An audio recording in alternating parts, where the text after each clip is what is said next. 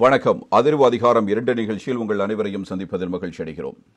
ஜனாதிபதி தேர்தல் ஒன்றை எதிர்நோக்கி இருக்கிற நிலையில் இன்றைய தினம் நாங்கள் சந்திக்க இருப்பது ஸ்ரீலங்கா முஸ்லிம் காங்கிரசின் தேசிய தலைவரும் பாராளுமன்ற உறுப்பினருமான திரு ரவுஃப் ஹக்கீம் அவர்களை. அஸ்ஸலாமு அலைக்கும். வலைக்கும் சலாம். வணக்கம் இர்ஃபான். நாம் இப்போது மிக முக்கியமானதொரு காலகட்டத்தில் சவால் மிக்க ஒரு ஜனாதிபதி தேர்தலை எதிர்நோக்கி இருக்கிறோம். இந்த சவால் மிக்க தேர்தல் களத்தில் முஸ்லிம்களுக்கு என்ன சவால் இருக்கிறது என்பதை நீங்கள் நன்றாக உணர்ந்து கொண்டுதான் தேர்தல் ஒரு முடிவை எடுத்திருப்பீர்கள் என்று நாங்கள் நினைக்கிறோம். எந்த அடிப்படையில் சஜித் பிரேமதாசவை ஆதரிக்க நீங்கள் தீர்மானித்தீர்கள்? நாங்கள் சமூகம் என்ற அடிப்படையில் அவரை ஆதரித்ததுக்கான வேறு காரணங்கள் இருக்கின்றன. ஆனால் பொதுவாக இலங்கையர்கள் என்ற அடிப்படையிலும் முஸ்லிம்கள் சிந்திக்க வேண்டிய ஒரு கடப்பாடு இருக்கிறது. அந்த அடிப்படையில் இந்த நாட்டிலே பொருளாதாரத்துக்கு ஏற்பட்டிருக்கின்ற இந்த பாதிப்பு நிலையை சரி செய்வதற்கான நல்ல செயல் திட்டங்களை கொண்ட ஒரு அணி சஜித் பிரேமதாசவிடம் இருக்கிறது என்ற பொதுப்படையான பார்வையில் சகல நாட்டு மக்களும் வர்த்தக சமூகமும் இருக்கிறது என்பது என்னுடைய நிலைப்பாடு. அந்த அடிப்படையில் சர்வதேச ரீதியாகவும் இயலுமை கொண்ட இந்த நாட்டின் பொருளாதார சீர்கேடுகளை சரி செய்யக்கூடிய நல்ல நிபுணத்துவம் உள்ள ஒரு அணியாக சஜித் பிரேமதாசவுடன் இருக்கின்ற அணியினரை கருதுகிறார்கள் என்பதையும் கருத்தில் எடுத்திருக்கிறோம். அதே நேரம் சமூகம் என்ற அடிப்படையில் நாங்கள் கடந்த 4-5 வருட காலங்களுக்கு மேலாக இந்த நாட்டிலே இதுவரை காலமும் ஒரு சிறுபான்மை சமூகம், குறிப்பாக முஸ்லிம் சமூகம், அளவில்லாத அளவிட்டு கூற முடியாத அளவுக்கு அநியாயங்களை சந்தித்து விட்டோம்.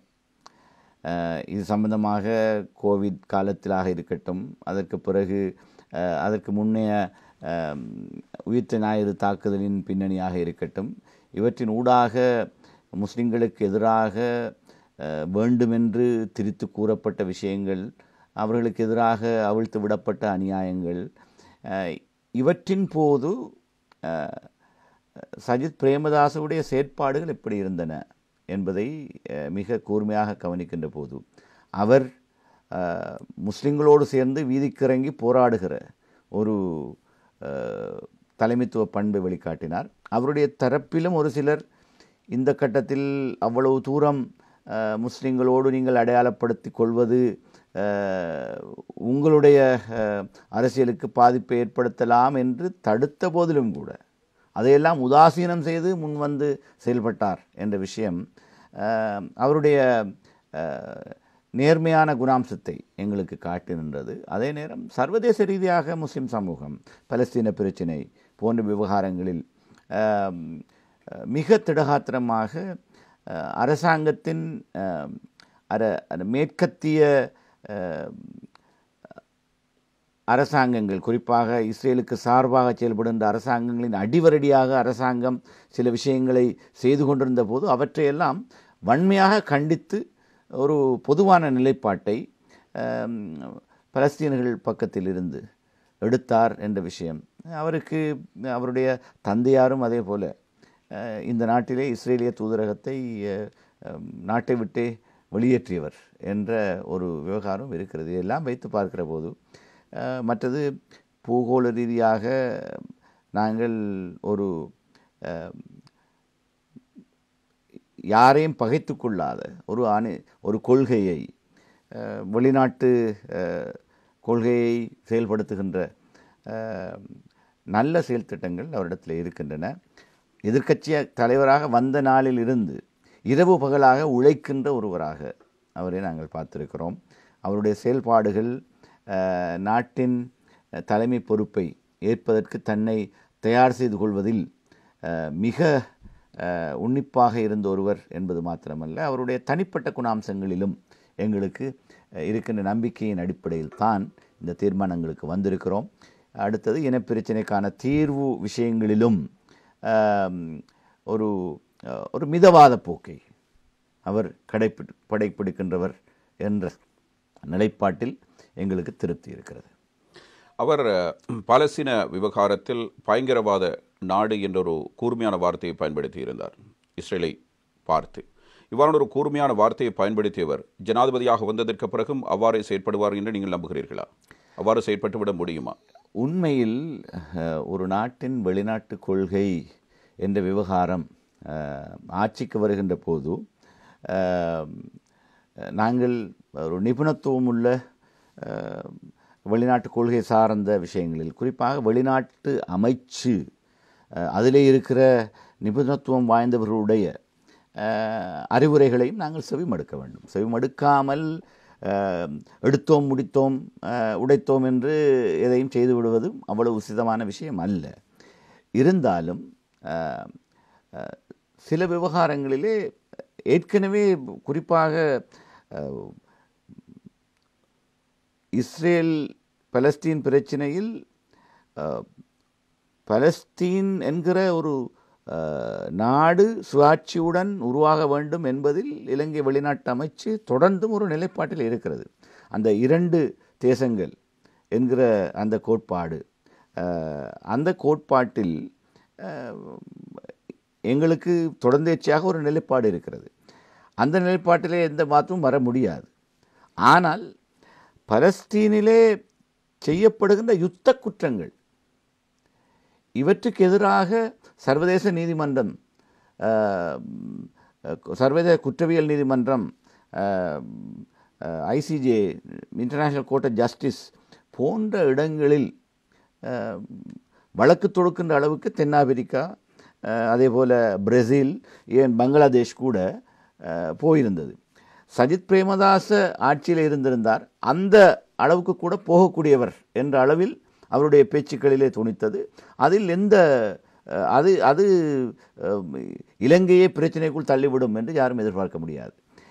இன்று ஐரோப்பிய யூனியன் உள்ளேயும் இது ஒரு பெரிய விவாதமாக நடந்து கொண்டிருக்கிறது.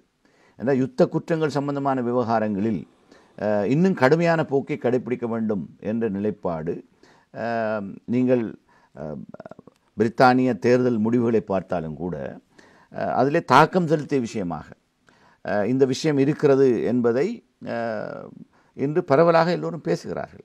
எனவே நாங்கள் ஒரு நாடு என்ற அடிப்படையில் எங்களுடைய சர்வதேச உறவுகளை பாதிக்காமல், குறிப்பாக எங்களுக்கு இந்த முதலீடுகள் சம்பந்தமாக, எங்களுடைய ஏற்றுமதிகள் சம்பந்தமாக இருக்கிற விவகாரங்களிலே மற்ற நாடுகள் எங்களுக்கு மனித உரிமை சாசனத்தின் அடிப்படையில் எங்களுடைய உள்நாட்டு விவகாரங்களை கையாள வேண்டும் என்பதிலே கவனம் செலுத்துகிறார்கள். அதே நாடுகள் இன்னும் ஒரு நாட்டிலே மனித உரிமைகள் மீறப்படுகின்ற போது, குறிப்பாக பலஸ்தீனத்தில் மீறப்படுகின்ற மனித உரிமைகளை கண்டுகொள்ளாமல் இருக்கின்ற விவகாரத்தை கண்டிப்பாக வெளிப்படையாக பேசக்கூடிய திராணி இவரிடம் இருக்கிறது என்பதை நாங்கள் கண்டிருக்கிறோம். அது நாட்டுக்கு ஆரோக்கியமானதாக அமையும், கட்டாயமாக அமையும். அது மேற்கத்திய நாடுகள் அவரை எதிர்க்கின்ற ஒரு போக்கினை கடைபிடிக்க மாட்டார்கள். மேற்கத்திய நாடுகள் என்றால் இஸ்ரேலிய லொபி என்று ஒன்று இருக்கிறது. இஸ்ரேல் அழுத்த குழு என்று ஒன்று எல்லா நாடுகளிலும் செயல்படுகிறது. அந்த அழுத்த குழுவின் காரணமாக இலங்கைக்கான உதவிகள் தடைப்பட்டு விடும் என்ற அச்சத்தை தான் ஏற்படுத்துகிற விஷயம் இருக்கிறது. அதை அவர்களால் இந்த காரணத்தை சொல்லி செய்ய முடியாது என்பது என்னை பொறுத்த மட்டிலே சர்வதேச உறவுகள் சம்பந்தமான உண்மையான நியாயப்பாடுகள் எப்படி இருக்கு என்றால் அதை நியாயப்படுத்த வேண்டும். ஏன்னா இலங்கைக்கு நாங்கள் முதலீடு தரமாட்டோம், அல்லது இலங்கைக்கு இலங்கையின் ஏற்றுமதிகளை தடை செய்வோம் என்ற அளவிற்கு எந்த நாடும் இதை காரணமாக கொண்டு செய்துவிட முடியாது. ஏனென்றால் அப்படி அவர்கள் வேறு இடத்திலும் செய்ததாக இல்லை. ஆனால் இஸ்ரேலுடைய அழுத்த குழுவுடைய செயல்பாடுகள் உடைய நடவடிக்கைகள் பலஸ்தீனத்துக்கு எதிரான யுத்த ஆயுதங்களை வழங்குகிறது போன்ற விஷயங்களிலே ஒரு தாராளத்தன்மையை இன்று அந்த நாடுகளிலே ஏற்படுத்தி இருக்கிறது என்பதுதான் உண்மை. ஆனால் மற்ற நாடுகள் தொடர்பான வெளிநாட்டு கொள்கைகளில் பாரிய தாக்கத்தை இஸ்ரேலிய அழுத்த குழு எதுவாக இருந்தாலும் மேற்கத்திய நாடுகளில் இலங்கைக்கு எதிராக ஏற்படுத்துகின்ற சாத்தியப்பாடுகள் இன்று இருக்கின்ற மிக மட்டகரமான அநியாயமான வெளிப்படைத்தன்மையுடன் நடக்கிற இந்த யுத்த குற்றச் செயல்கள் குறித்து முழு உலகமும் மிக அவதானமாக பார்த்து கொண்டிருக்கிற சூழலில் அப்படியான ஒரு செயல்பாட்டை இலங்கைக்கு எதிராக இஸ்ரேலை வைத்து செய்விக்கிற அல்லது இஸ்ரேலுடைய அடுத்த குழு செய்விக்கிற விஷயம் சாத்தியமாகாது என்பதில் எனக்கு நம்பிக்கை இருக்கு. அது சர்வதேச ரீதியாக மேற்குலக நாடுகள் எடுக்கப் போகிற ஒரு முடிவு பற்றி நான் கேட்டிருந்தேன். நிச்சயமாக பொருளாதார ரீதியாக நாட்டை வங்குரோத்தடை செய்கிற எந்த ஒரு முடிவுக்கும் அவர்கள் வரமாட்டார்கள் என்கிற ஒரு நிலைப்பாட்டில் நீங்கள் இருக்கிறீர்கள். ஆனாலும் நீங்கள் ஒரு தடவை நாடாளுமன்றத்தில் உரையாற்றுகிற பொழுது உயிர்த்த ஞாயிறு தாக்குதலுக்கு பின்னால் இருக்கிற சக்திகள் பற்றி பேசியிருந்தீர்கள். அவ்வாறான ஒரு சூழல் முஸ்லிம்களுக்கு எதிராக இந்த நாட்டில் வராது என்கிற நிச்சயத்தை உங்களுக்கு கூற முடியுமா? குறிப்பாக இந்த உயிர்த்த ஞாயிறு தாக்குதலின் பின்னணியில் நிறைய சந்தேகங்கள் பலராலும் பேசப்பட்டிருக்கின்றன. ஏன் சஜித் பிரேமதாச அதை பகிரங்கமாக பேசியிருக்கிறார். அனுரகுமார் திசாநாயக்க தரப்பிலிருந்தும் அந்த விஷயங்கள் பேசப்பட்டிருக்கிறது. ரணில் விக்ரமசிங்க ஆட்சிக்கு வந்த பிறகு மௌனித்து போனார். அதை பற்றி எதுவுமே பேசவில்லை. அவர் ஆட்சியில் இருந்த காலத்திலும் பெரிதாக எதையும் கண்டுகொள்ளவில்லை. ஆனால் இந்த நாட்டின் உத்தியோகபூர்வமான உளவுத்துறைக்குள்ளே ஒரு குழு இருந்து கொண்டு சில விஷயங்களில்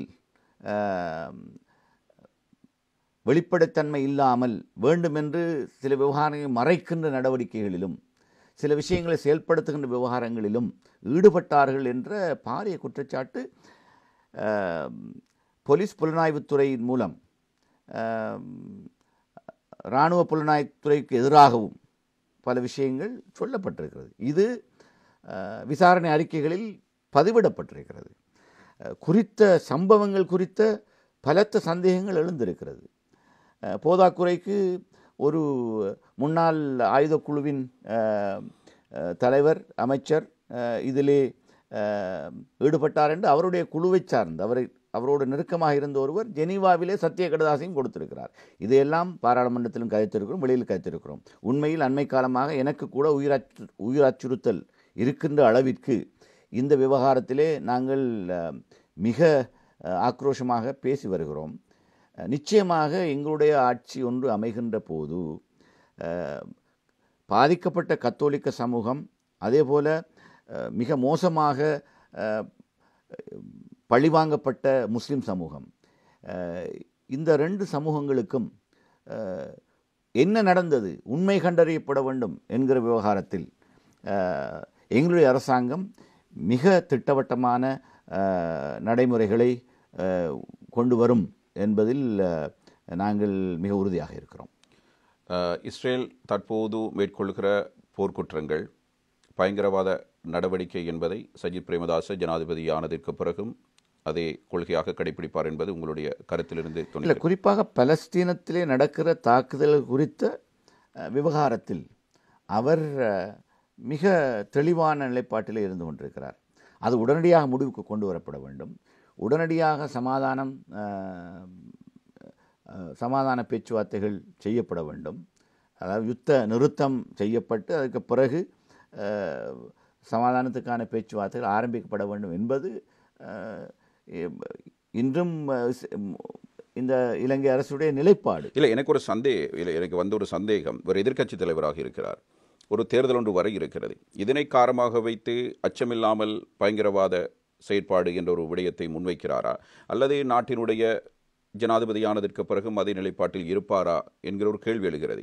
அவருடைய இதற்கு முந்தைய ஒரு சில செயற்பாடுகள், மாணவர்கள் சிலர் தொல்பொருள் திரைக்கள முக்கியத்துவம் வாய்ந்த ஒரு இடத்தில் சென்று புகைப்படம் எடுத்தார்கள் என்பதற்காக அவர்களுக்கு சட்டப்படி நடவடிக்கை எடுக்க வேண்டும் என்று சொன்னவர் அவர். இது தொடர்பில் முஸ்லிம்கள் மத்தியிலும் பரவலான கருத்துக்கள் இருக்கின்றன.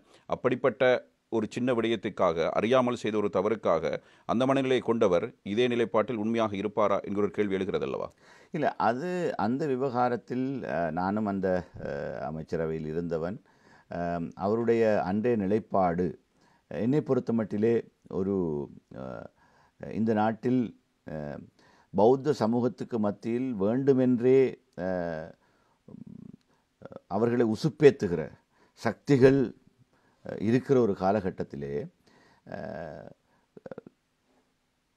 அந்த விவகாரத்துக்கு பொறுப்பாக, அதாவது தொல்பொருள் திணைக்களம் சார்ந்த அவற்றை பாதுகாக்கிற விவகாரங்களுக்கு பொறுப்பாக இருந்த அமைச்சர் என்ற அடிப்படையில்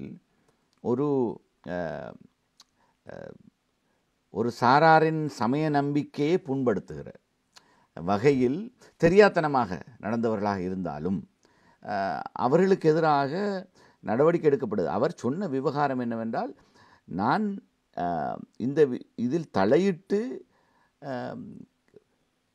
விளக்கமறியல் இருக்கிற அந்த இளைஞர்களை விடுவிப்பதை விடவும் அதை நீதிமன்றம் ஆகவே செய்துவிடட்டும் என்ற நிலைப்பாட்டைத்தான் எடுத்தார்.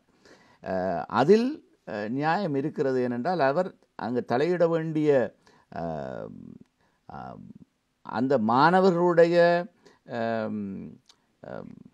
எண்ணம் எதுவாக இருந்தது, அவர்கள் நினையாப்புறமாக இதை செய்துவிட்டார்கள் என்ற விவகாரத்தை நீதிமன்றமே ஈற்றிலே ஏற்றுக்கொண்டு அவர்களை விடுவித்திருக்கிறார்கள்.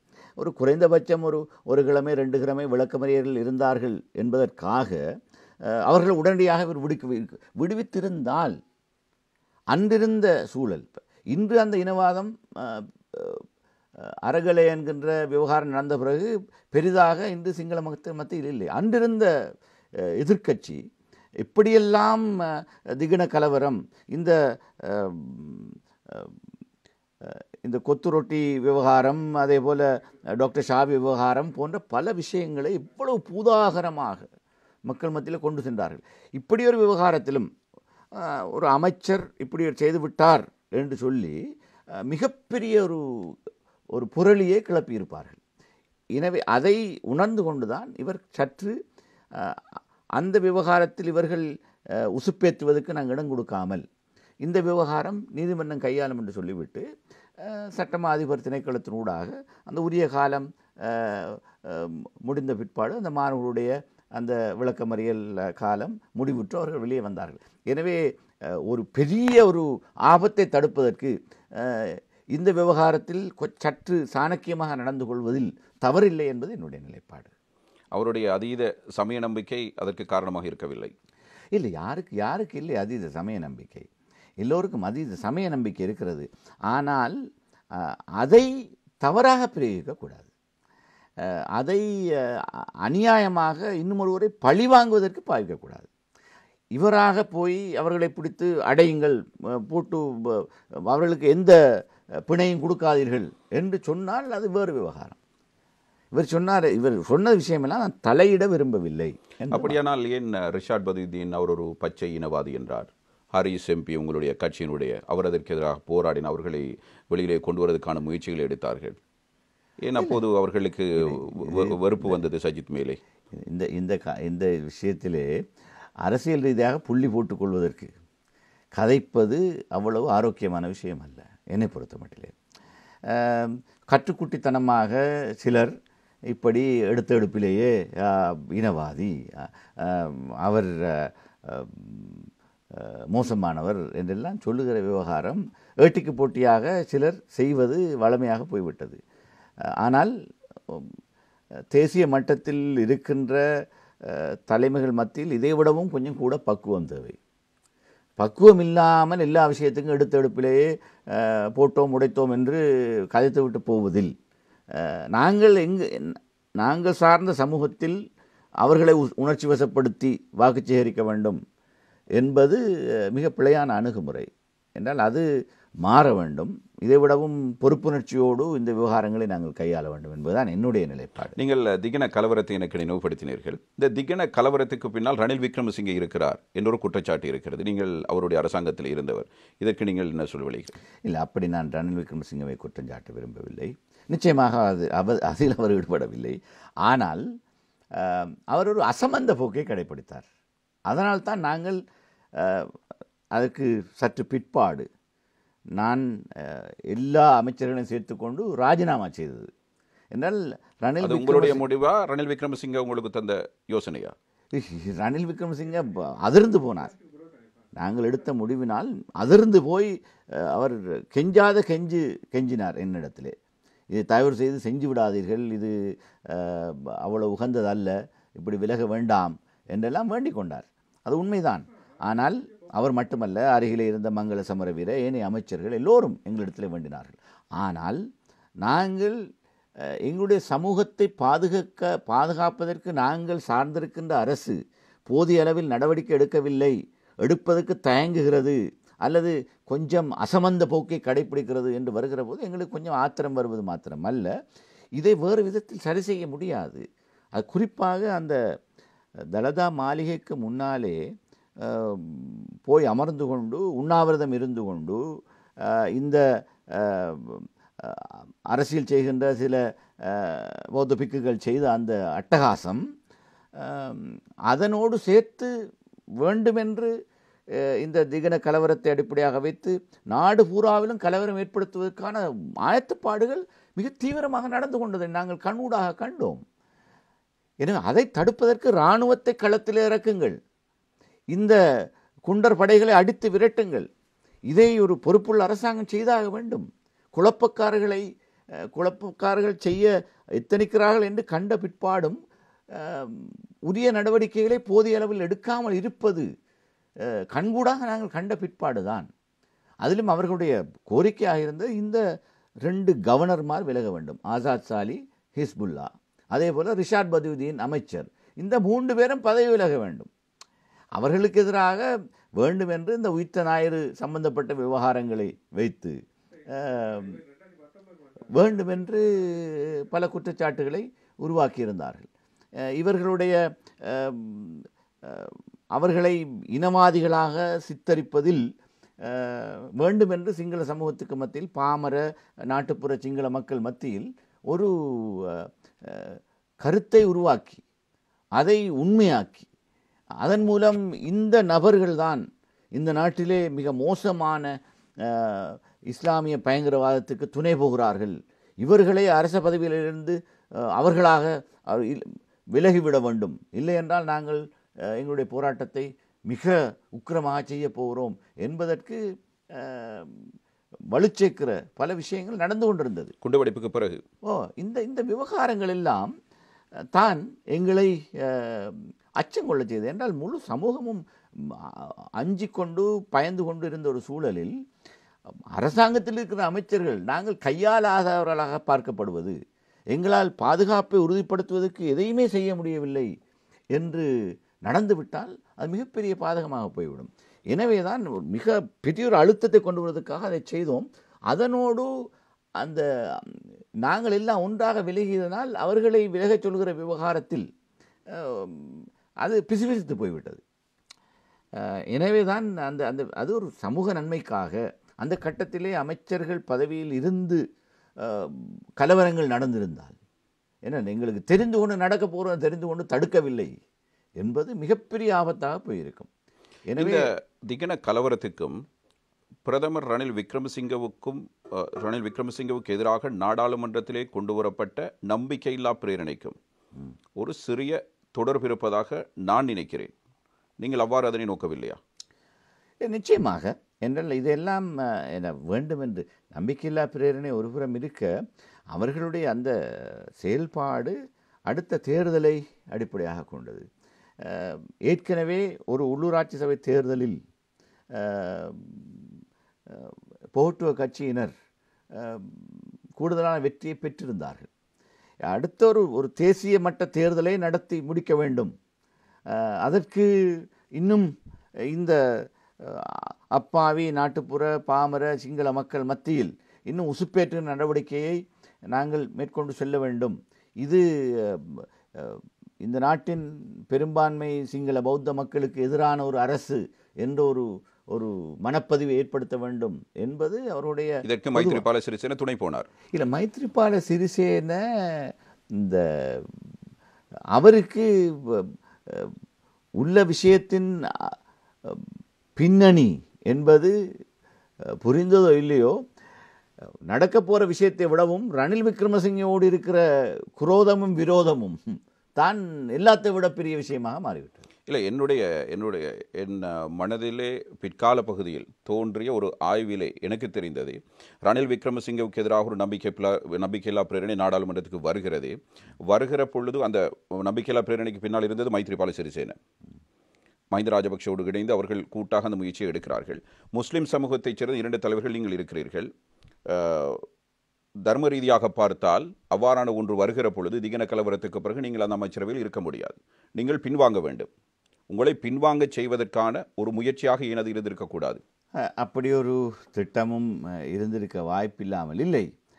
இருந்தாலும்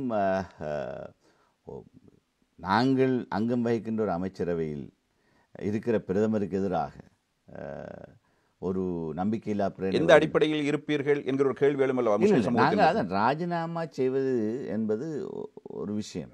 ராஜினாமா என்பதே குண்டு தாக்குதலுக்கு பிறகு. இது திகன கலவர காலகட்டப்பகுதி நான் சொல்வது. இந்த காலப்பகுதியில் இருந்த பதற்ற நிலையை நீங்கள் அறிவீர்கள். அந்த சந்தர்ப்பத்தில் தான் இந்த நம்பிக்கையில்லா பிரேரணையும் நாடாளுமன்றத்துக்கு வருகிறது. இரண்டையும் பொருத்தி பார்க்க வேண்டிய ஒரு தேவை இருந்தது. நீங்கள் தர்கா நகரிலே பேர்வளையில் நடந்த பிரச்சனையின் பொழுது நீங்கள் முன் சென்றீர்கள். அப்போது அந்த அரசாங்கத்தில் இருந்தாலும் நீங்கள் அதற்கு எதிராக குரல் கொடுத்திருந்தீர்கள். அவ்வாறு ஒரு சூழ்நிலைக்கு உங்கள் 2 பேரையும் தள்ளுகிற பொழுது நீங்கள் மக்கள் சார்பாக ஒரு முடிவினை எடுக்க வேண்டிய நிலைமைக்கு தள்ளப்படும். மக்கள் உங்களுக்கு ஒரு அழுத்தத்தினை வழங்குவார்கள் என்ற ஒரு நோக்கத்தில் ஏன் செய்திருக்கக்கூடாது? ஏன்னா அந்த நம்பிக்கையில்லா பிரேரணை ஒழுங்கு பத்திரத்தில் இருந்தாலும் தேதி குறிப்பிடப்பட்டிருக்கவில்லை என்பதுதான் அன்றைய நிலைப்பாடு. இனி அதை நோக்கிய ஒரு நகர்வாகவும் இது இருந்திருக்கலாம். அதில் ஒரு சாத்தியப்பாடு இருக்கிறது என்பதை நான் மறுக்கவில்லை. இருந்தாலும் ஒரு பொறுப்புள்ள அமைச்சர்கள் என்ற வகையில் ஒரு நம்பிக்கையில்லா பிரேரணை வருகின்ற போது நாங்கள் காட்டமாக பேசியிருப்போம். அந்த விவகாரங்களில் முஸ்லிம்களுடைய பாதுகாப்பை உறுதிப்படுத்துவது சம்பந்தமாக அரசினுடைய நடவடிக்கைகளை விமர்சிக்கிற விஷயத்தை நாங்கள் செய்யலாம். ஆனால் ஒரு பிரதம அமைச்சரை அமைச்சரவையில் இருந்து கொண்டு அவருக்கு எதிராக வாக்களிக்கின்ற விவகாரம் அவ்வளவு சாணக்கியமான விஷயமாக இருந்திருக்க மாட்டாது. ஆனால் எங்களுடைய எதிர்ப்பை நாங்கள் இவ்வாறு காட்டியதன் மூலம் வெகுவாக நடக்க இருந்த ஒரு பெரிய பாதிப்பை எங்களால் தடுக்க முடிந்தது. அதை பற்றி நாங்கள் ஆத்மார்த்தமாக திருப்தி கொள்கிறோம்.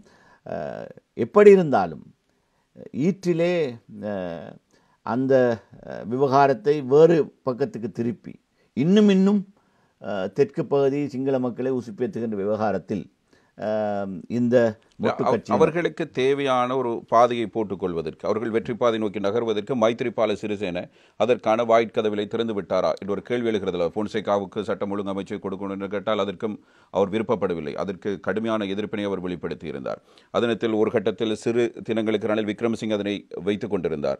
மைத்திரிபால சிறிசேன நாட்டினுடைய பாதுகாப்பு அமைச்சராக இருந்தார். ஏன் நீங்கள் அவரை சந்தேகப்படுகிறீர்கள்?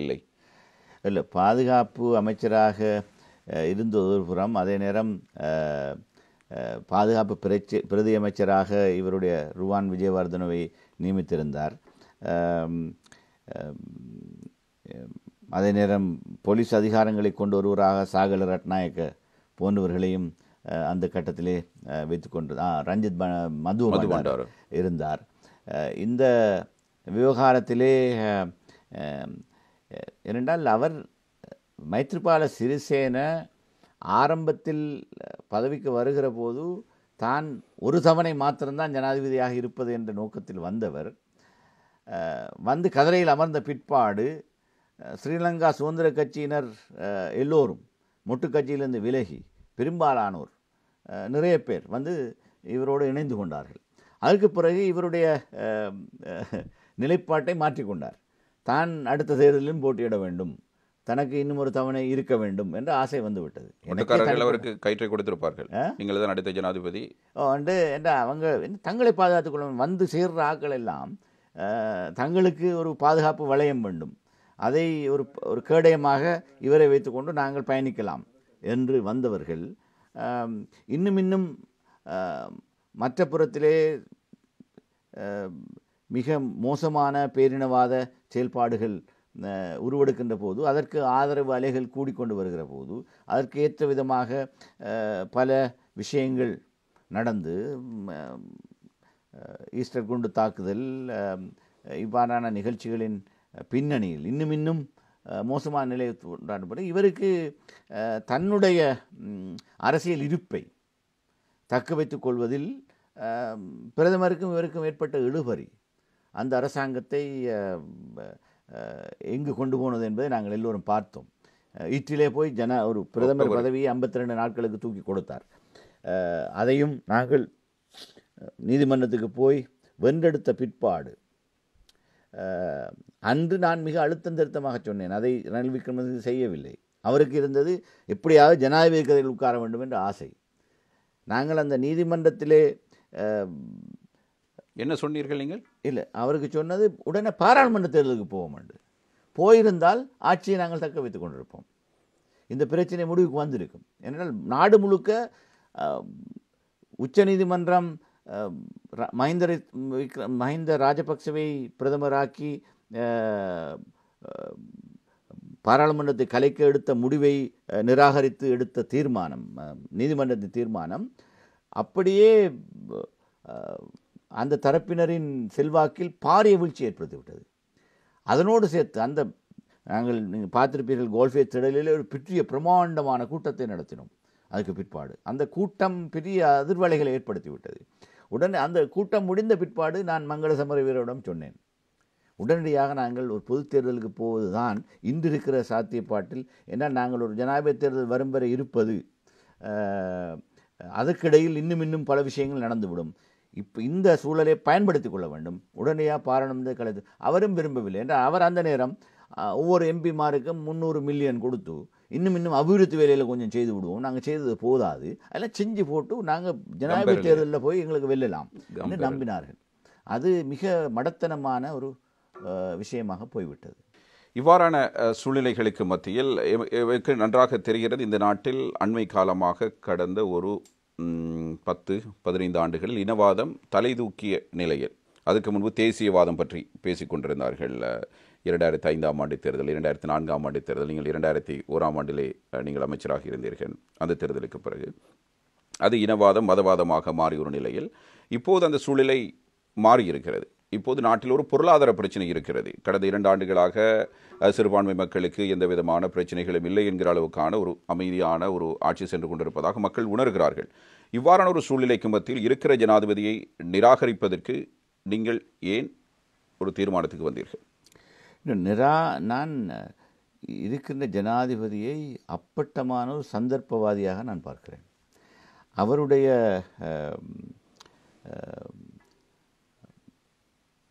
ஊழல் இல்லாத ஒரு கிளீன் மேன் என்கிற ஒரு இமேஜ் இருந்தது.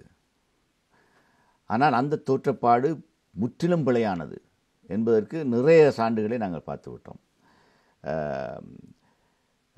அவருடைய செயல்பாடுகளில் அண்மையில் நடந்த மிகப்பெரிய ஊழல்கள் என்பதை கண்டுகொள்ளாமல் இருப்பதும் அதில் அவர் பங்குதாரராக இருப்பதும் உண்மையிலேயே பல சாத்தியப்பாடுகள் இருக்கிறது என்பதை நாங்கள் தெளிவாக காண்கிறோம்.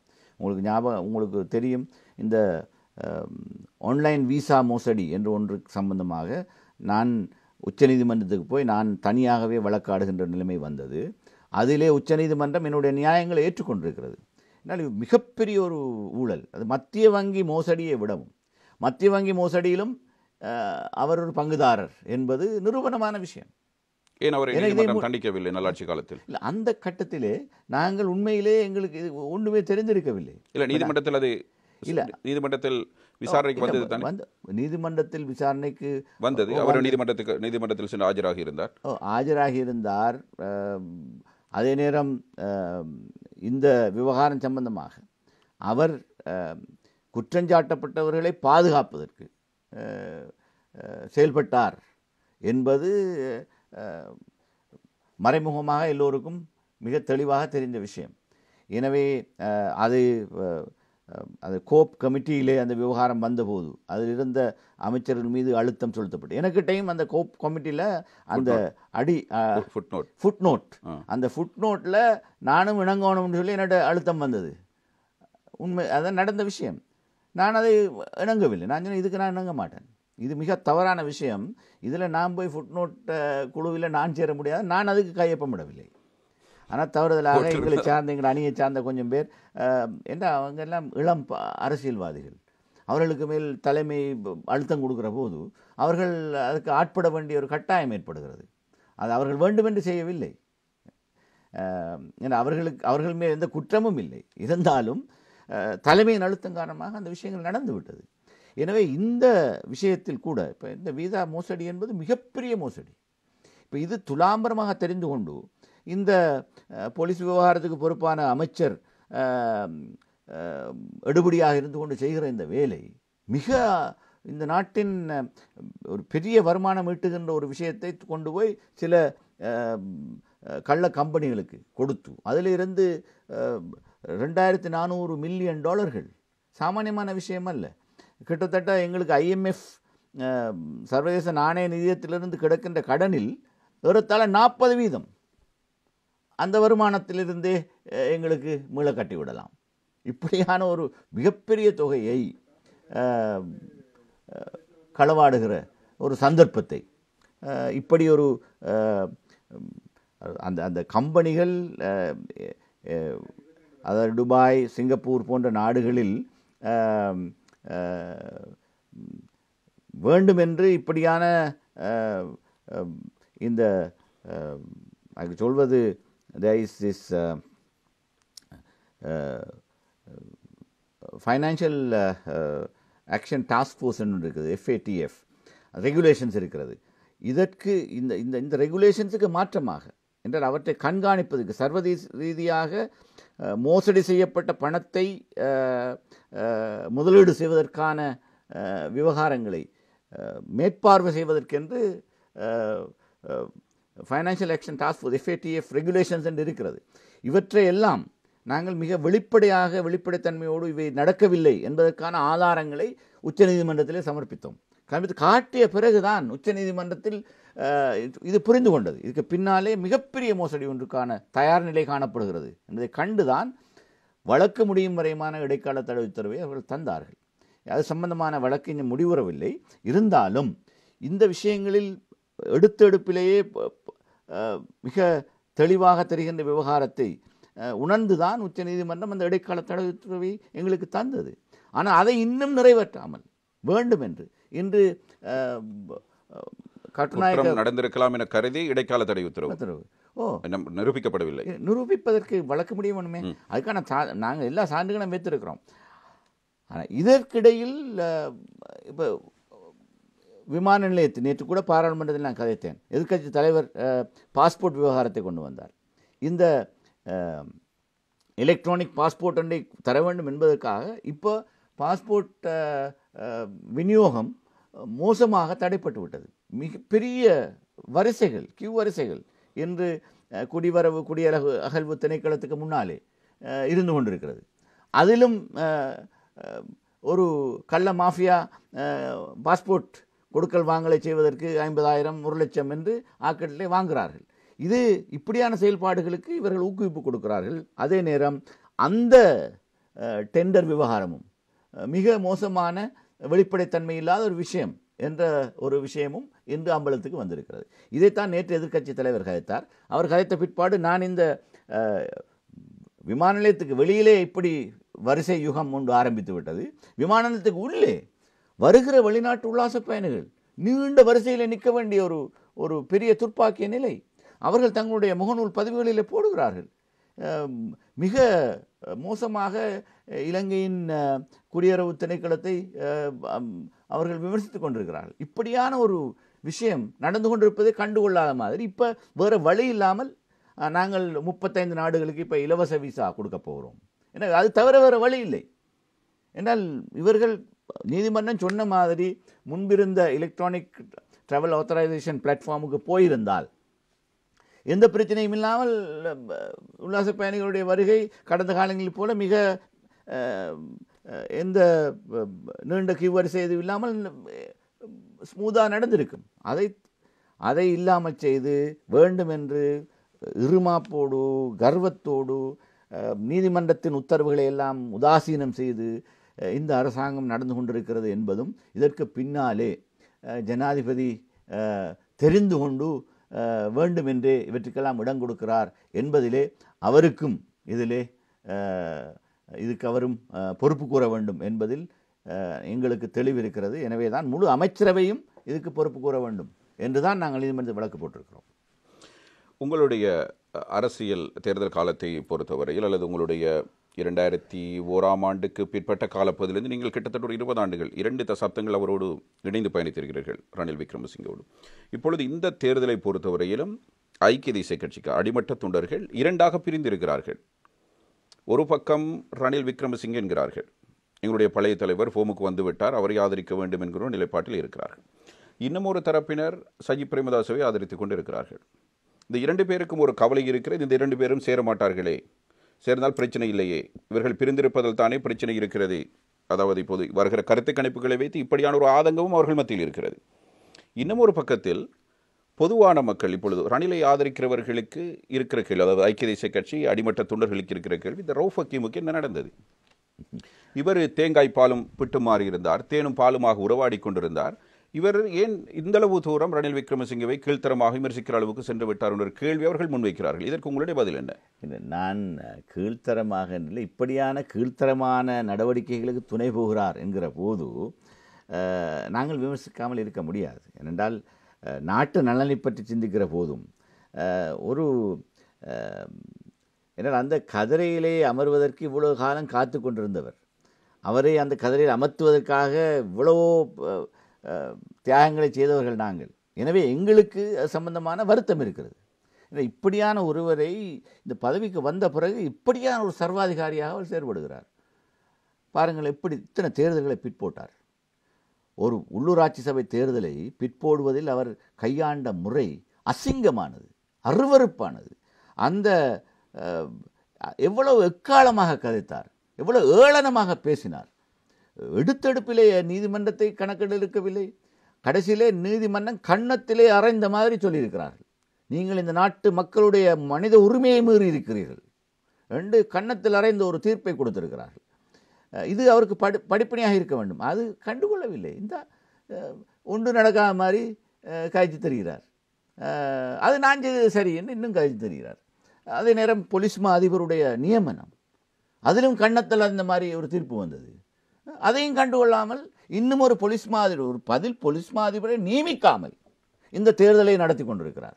இதிலும் அவர் நீதிமன்றத்தை உதாசீனம் செய்து நடக்கிறார். இப்படியான ஒரு செயல்பாட்டின் மூலம் கடந்த காலங்களில் ஜே.ஆர். ஜெயவர்தன தான் சர்வாதிகாரி என்று பேசினார்கள். அதை விடவும் மும்மடங்கு பெரிய சர்வாதிகாரியாக இவர் மாறிவிட்டார் என்பது இந்த நாட்டின் ஒரு ஜனநாயக விழுமியங்களுக்கு மதிப்பளிக்காத ஒருவராக இவர் இருந்து வருகிறார்.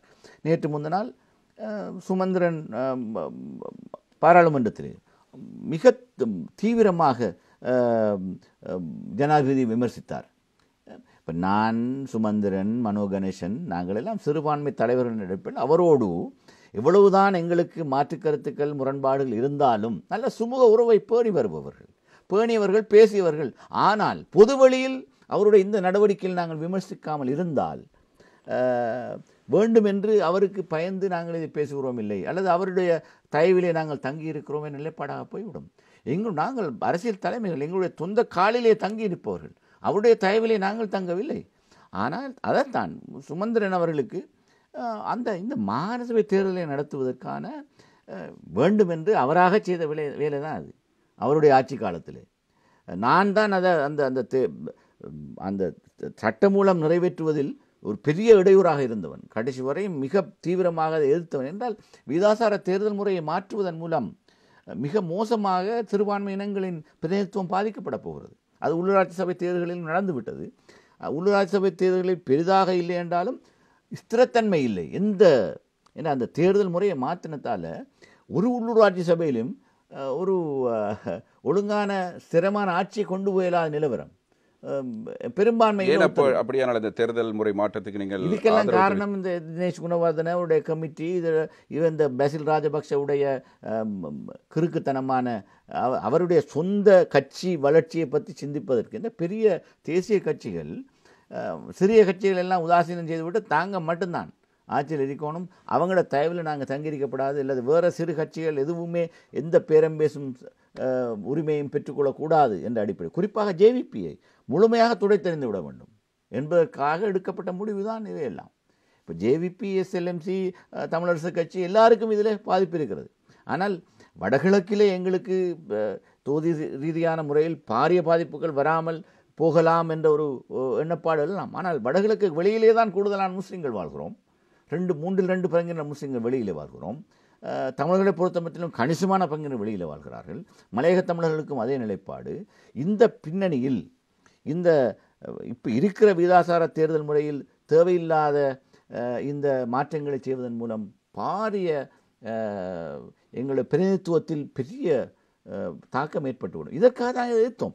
இதை தான் சுமந்திரன் பழைய தேர்தல் முறைக்கு போகணும் என்று சட்டமூலத்தை கொண்டு வந்து எல்லாம் நிறைவேற்றி கடைசி 3ஆம் வாசிப்புக்கு மாத்திரம் விட வேண்டிய நிலையில் அதற்கு அனுமதி கொடுத்து விட்டு இவர் தமிழரசு கட்சி முடிவை அதற்கு முன்னைய தினம் மாற்றிவிட்டார் என்பதற்காக பழிவாங்கும் நோக்கில் இதை வேண்டும் என்று ஒழுங்கு பத்திரத்திலிருந்து அகற்றியிருக்கிறார். அது முழுக்க முழுக்க பாராளுமன்ற சம்பிரதாயங்களை மீறுகிற செயல். இப்படி நடக்கிற ஒருவர் இப்படி அப்பட்டமான சர்வாதிகாரியாக நீதிமன்றங்களை கண்டுகொள்ளாமல் பாராளுமன்றத்தில் அவருக்கு இருக்கிற போலி பெரும்பான்மை வைத்துக்கொண்டு இது போலி பெரும்பான்மை, இந்த பெரும்பான்மை அந்த அறகலையை முடிந்த நாளிலிருந்து பெரும்பான்மைக்கான வலு இல்லாமல் போய்விட்டது மக்கள் மத்தியில் இருந்தும். அந்த டி ஃபேக்டோ டி ஜூரே என்று சொல்வார்கள். De facto there is no majority, but de jure there is a majority என்ற ஒரு விஷயம் என்றால் சட்டபூர்வமாக இருக்கிறது, ஆனால் மக்கள் மத்தியில் அது இல்லை. எனவே இந்த நிலையில் தான் இதை பாவித்துக்கொண்டு இது ஒரு கவசமாக வைத்துக்கொண்டு செய்யக்கூடிய அத்தனை அநியாயங்களையும் செய்தார். இல்லை, இந்த பிரச்சனை இப்போது நீங்கள் சொல்வது அவர் ஜனாதிபதியானதுக்கு பிறகு நடந்த சம்பவங்கள். ஆனால் அவர் ஜனாதிபதியாக பதவியேற்பதற்கு ஆரம்பித்த தினத்தில் இந்த பிரச்சனை வந்து விட்டதில்லை. உங்களுக்கும் அவருக்குமான பிரச்சனை. நீங்கள் ஒரு எக்ஸ்தலத்தில் ஒரு ட்வீட்டினை போட அங்கே அந்த சர்ச்சை வர எந்த இடத்தில் இது ஒருமித்து போனீர்கள். தேர்தலில் அவரை நீங்கள் புறக்கணித்து விட்டீர்கள். சஜித் பிரேமதாஸை கொண்டு வர வேண்டும் என்பதில் தீவிர முனைப்பு காட்டினீர்கள். அதிலிருந்து அந்த பிரச்சனை ஆரம்பமாகிறதா என்ற ஒரு கேள்வியும் எழுகிறது. அதனை தாண்டி அல்லது அந்த 5 ஆண்டு காலப்பகுதியில் உங்களுக்கு ஏற்பட்ட மனக்கசப்பு தான் காரணமா? இல்லை, 5 ஆண்டு கால மனக்கசப்பினுடையும் இவர் என்றால் ஒரு தேர்தல் நிராகரிக்கப்பட்ட ஒருவர் இவர் அந்த கதிரையில் அமர வேண்டும் என்பதற்காக ராஜபக்ஷ குடும்பத்தோடு சேர்ந்து ஒரு சதியை செய்து கொண்டிருக்கிறார் என்பதை கண்டுதான் நாங்கள் என்றால் அறகலையுடைய நோக்கம் என முழு நாட்டிலும் ஒரு ஒரு ஒரு ஒரு மாற்றம் வர வேண்டும், அதாவது சிஸ்டம் சேஞ்ச் என்று எல்லோரும் கதைத்தார்கள். அந்த சிஸ்டம் சேஞ்ச் வருவதற்கான ஒரு சூழலை உருவாக்க வேண்டும் என்பதுதான் எங்கள் எல்லோருடைய விருப்பமாக இருந்தது. என்றால் அந்த அறகலையோடு கலந்து கொண்ட அந்த அந்த பல குழுக்கள், அந்த குழுக்களுக்கு மேல் இவர் நடத்திய தாக்குதல் என்றால் அந்த கோல்ஃபேஸ் திடலில் நடந்த விவகாரம், அதுக்கு பிறகு இவர் அந்த அதிகாரத்தை எடுத்துக்கொண்டு இராணுவத்தையும் போலீஸையும் பாவித்து மேற்கொண்ட விஷயம் இதெல்லாம் அவர் சொல்கிறது காரணம் என்ன, சட்டத்தை ஒழுங்கை நிலைநாட்டுவதற்கு நான் இதெல்லாம் செய்தான் ஆக வேண்டும். அதை நாங்கள் ஏற்றுக்கொள்ளலாம். ஆனால் வேண்டுமென்று பழிவாங்கும் நோக்கில் மிக மோசமாக அவர் தொடர்ந்து செயல்பட்டு கொண்டார். அவர் வேண்டுமென்று நான் அந்த ட்விட்டர் விஷயத்தை போட வேண்டி வந்த விஷயமும் கூட நாங்கள் கட்சி தலைவர்கள் சபாநாயகர் இல்லத்திலே கூடி கலைத்து கொண்ட விவகாரத்தை இந்த விவகாரத்திலே இந்த பிரதமர் பதவி என்ற விஷயத்தில் எங்களுக்கு இடையிலே வந்த கருத்து முரண்பாடுகள் பற்றிய கருத்தை தான் நான் பகிர்ந்து கொண்டேன். அதை வைத்து அவருக்கு மேல் அவருடைய இல்லத்துக்கு மேல் நடந்த தாக்குதல் என்னுடைய ட்விட்டரினால் நடந்தது என்ற மாதிரியான ஒரு பதிவை என்னை இப்படித்தானே ஒரு ஆற்றாமையின் காரணமாக அந்த நடந்த அந்த விஷயம் அவருக்கு ஒரு பெரிய இழுக்கு மாதிரி பார்க்கப்பட்டது. ஒரு நாட்டு தலைவரின் இல்லத்தை தீ வைத்து விட்டார்கள் என்பது உண்மையிலேயே வருத்தத்துக்குரிய விஷயம். அது நடந்திருக்கக்கூடாது, நாங்கள் யாரும் விரும்பவும் இல்லை. அது மட்டுமல்ல, நான் ஒரே அவருக்கு கொடுக்கப்பட்ட ஒரு அழுத்தம் பதவியேற்கக்கூடாது என்று. அது இந்த ஆர்ப்பாட்டக்காரர்களுக்கு கண்மூக்கு தெரியாது. அவர்கள் எவர்தான் ஆட்சியில் இருந்தாலும் ஆட்சியில் இருப்பவர் எல்லோரையும் எதிரியாக பார்த்தார்கள். அதில் இருந்த வேறு இளைஞர்கள் ஒரு பட்டாளமாக போயிருந்து கொண்டு அது ஒரு பெரிய கும்மாளமான விஷயமாக போய்விட்டது என்றால் அதற்றையெல்லாம் கட்டுப்படுத்துவதற்கு. ஆனால் அது மட்டுமல்ல, அந்த அந்த கட்டத்திலே இராணுவத்துக்கு பிறப்பிக்கப்பட்ட உத்தரவுகளை இராணுவ தளபதிகள் சரியாக செயல்படுத்தவில்லை என்ற குற்றச்சாட்டை இப்போ கோட்டாபய ராஜபக்ச சொல்கிறார். இதற்கு வெளிநாட்டு தலையீடு காரணம் என்று குற்றச்சாட்டு சொல்கிறார். இதெல்லாம் ஒரு புறம் இருக்க, உண்மையில் கோட்டாபய ராஜபக்ச மீதும் அரசாங்கம் மீதும் வந்த வெறுப்பு இந்த அவர்களுடைய கொள்கையினால் ஏற்பட்ட விஷயம். வேண்டுமென்று பழிவாங்க நோக்கில் இதையெல்லாம் செய்தார்கள். முஸ்லிம் மக்களுக்கு மத்தியில் மிகப்பெரிய ஆத்திரம் இருந்தது. குறிப்பாக இந்த கொரோனா எரிப்புகள், இந்த ஜனாசாக்களை எரித்த விவகாரத்தில் மிகப்பெரிய ஆத்திரத்தோடு இருந்த ஒரு சமூகம் எல்லாவற்றையும் சேர்த்து கொண்டு போய் அந்த அறகலையில் பழி தீர்த்துக் கொள்கிற விஷயமாக அது மாறிவிட்டது. அதற்காக நாட்டிலே சட்டம் ஒழுங்கும் இருக்கக்கூடாது என்று நாங்கள் சொல்லவில்லை. இருந்தாலும் எல்லோரும் இணக்கப்பாட்டுடன் ஒரு விஷயத்தை செய்ய வேண்டும். எனவே தான் நாங்கள் அந்த சந்தர்ப்பத்திலே நாங்கள் சபாநாயகருக்கு நீங்கள் இந்த பொறுப்பை எடுங்கள் முதலில், அதுக்கு பிறகு மற்ற விஷயங்களை பார்ப்போம். குறிப்பாக அவர் பதவி விலகிற விவகாரம், அவர் நாட்டுக்கு வெளியில் இருக்கிறார் ஜனாதிபதி. அப்போ அவர் பதவி விலக வேண்டும். இந்த பதவி விலகுக்கு முன்பு இந்த விஷயங்கள் நடக்க வேண்டும். ஆனால் பதவி விலகாமல் சில விஷயங்களை சேவித்து கொண்டு திருப்பி அதுக்கு வந்து உட்கார்ந்து கொள்ளலாம் என்ற எதிர்பார்ப்பில்லை. அவர் பதவி விலக இல்லை என்றால் இந்த குழப்ப நிலை திரும்பவும் சுமூக நிலைக்கு வந்திருக்க மாட்டாது. எனவே இந்த சூழலில் தான் நாங்கள் எங்களால் ஆன விஷயங்களை செய்ய பார்த்தோம். ஆனால் இவருடைய அவருக்கு ஒரு நப்பாசை இருந்தது, இப்படியாக இந்த கதிரையில் அமர்ந்து நான் அந்த பெரிய கதிரைக்கு போய் அமர்ந்து கொள்ள வேண்டும் என்ற ஒரு கபட நோக்கிலே அவர் பல விஷயங்களை நகர்த்தி கொண்டிருந்தார். இனி அதற்கு இடையூறாக நான் சுமந்திரன் மனோ கணேசன் ஆக்கள் இருக்கிறோம் என்ற உடனே அவருக்கு யாராலும் அந்த மற்ற 2 பேரும் விட்டு போட்டு எந்த கலையில் தேங்கோடைக்க தொடங்கிட்டார். இல்லை, அந்த கதிரைக்கு போக வேண்டும் என்று யாருக்கு தான் ஆசை இல்லை? அரசியல் செய்கிற எல்லோருக்கும் ஆசை இருக்கலாம். ஆனால் அதை ஒரு நேர்மையான முறையில் எல்லோருடன் கதைத்து பேசி, ஆனால் மிக அதாவது ஒரு ஒரு ஒரு ஒரு அரண்மனை ரகசியம் மாதிரி வச்சுக்கொண்டு ராஜபக்ஷ குடும்பமும் அவரும் செய்து கொண்டார்கள். இதுதான் நடந்த பேச்சு. எதுக்கு நாங்கள் இந்த பிரச்சனை வந்திருக்காது? சஜித் பிரேமதாச உரிய காலப்பகுதியில் கோட்டாபே அழைத்த போதே அவர் பதவியேற்றிருந்தால், பிரதமராக வந்திருந்தால் அவருக்கு அந்த வாய்ப்பு கிடைத்திருக்கின்றான். அது மிக பிழையான விஷயம். அதை சரியாக யாரும் இன்னும் விளங்கப்படுத்தவில்லை. அந்த பிரதமர் பதவி எடுக்குமாறு சொல்லப்பட்ட நேரம் மிக தெளிவாக சொன்ன விஷயம். ஏன்னா நாங்கள் 50 பேர் தான் பார்லிமெண்ட்டில் இருக்கிறோம். பெரும்பான்மைக்கு 113 தேவை. அந்த 113 பெரும்பான்மை இங்கே இந்த மொட்டு கட்சியினிடம் தான் இருக்கிறது. இந்த 50 பாராளுமன்ற உறுப்பினரை வைத்துக்கொண்டு பிரதமர் பதவியை எடுத்து ஒரு வாரம் கூட ஓட விட்டிருக்க மாட்டார்கள். கொஞ்ச நாள் வேண்டாம், ஒரு 2 மாதங்களை திருப்பி குழப்பம் எடுத்திருப்பார்கள். ரணில் விக்ரமசிங்கே வந்தோடனே அவங்களுக்கு தாராளமாக ஒரு இடம் கொடுத்தார்கள். ஏனெண்டா இவரால் எங்களுக்கு இவர் சவாலாக வர மாட்டார், இவர் எங்களை மீறி ஒன்றும் செய்ய இயலாது, எங்களோட கட்டுப்பாட்டில் முழுக்க பொம்மை மாதிரி வச்சுக்கிட்டு இவர் ஆட்டுவிக்கலாம்னு நினைத்தார்கள். ஆனால் இவருடைய பொம்மலாட்டம் என்பது கொஞ்சம் காலம் போக போக போக இவர் மிக கபடத்தனமாக எல்லா விஷயங்களையும் கையாண்டு கடைசிக்கு மொட்டு கட்சிக்குமே ஒரு பெரிய பேரிடியாக போய்விட்டார். இதுதான் அவருடைய சுயரூபம். இதை அவர்கள் அந்த நேரம் அவர்களுக்கு இருந்த இயலாமை, உண்மையிலே அவர்கள் இருந்த இயலாமை என்பது மிக மோசமான ஒரு நிலவரம். அதிலிருந்து தப்பிப்பதற்கு வேறு வழி இருக்கவில்லை.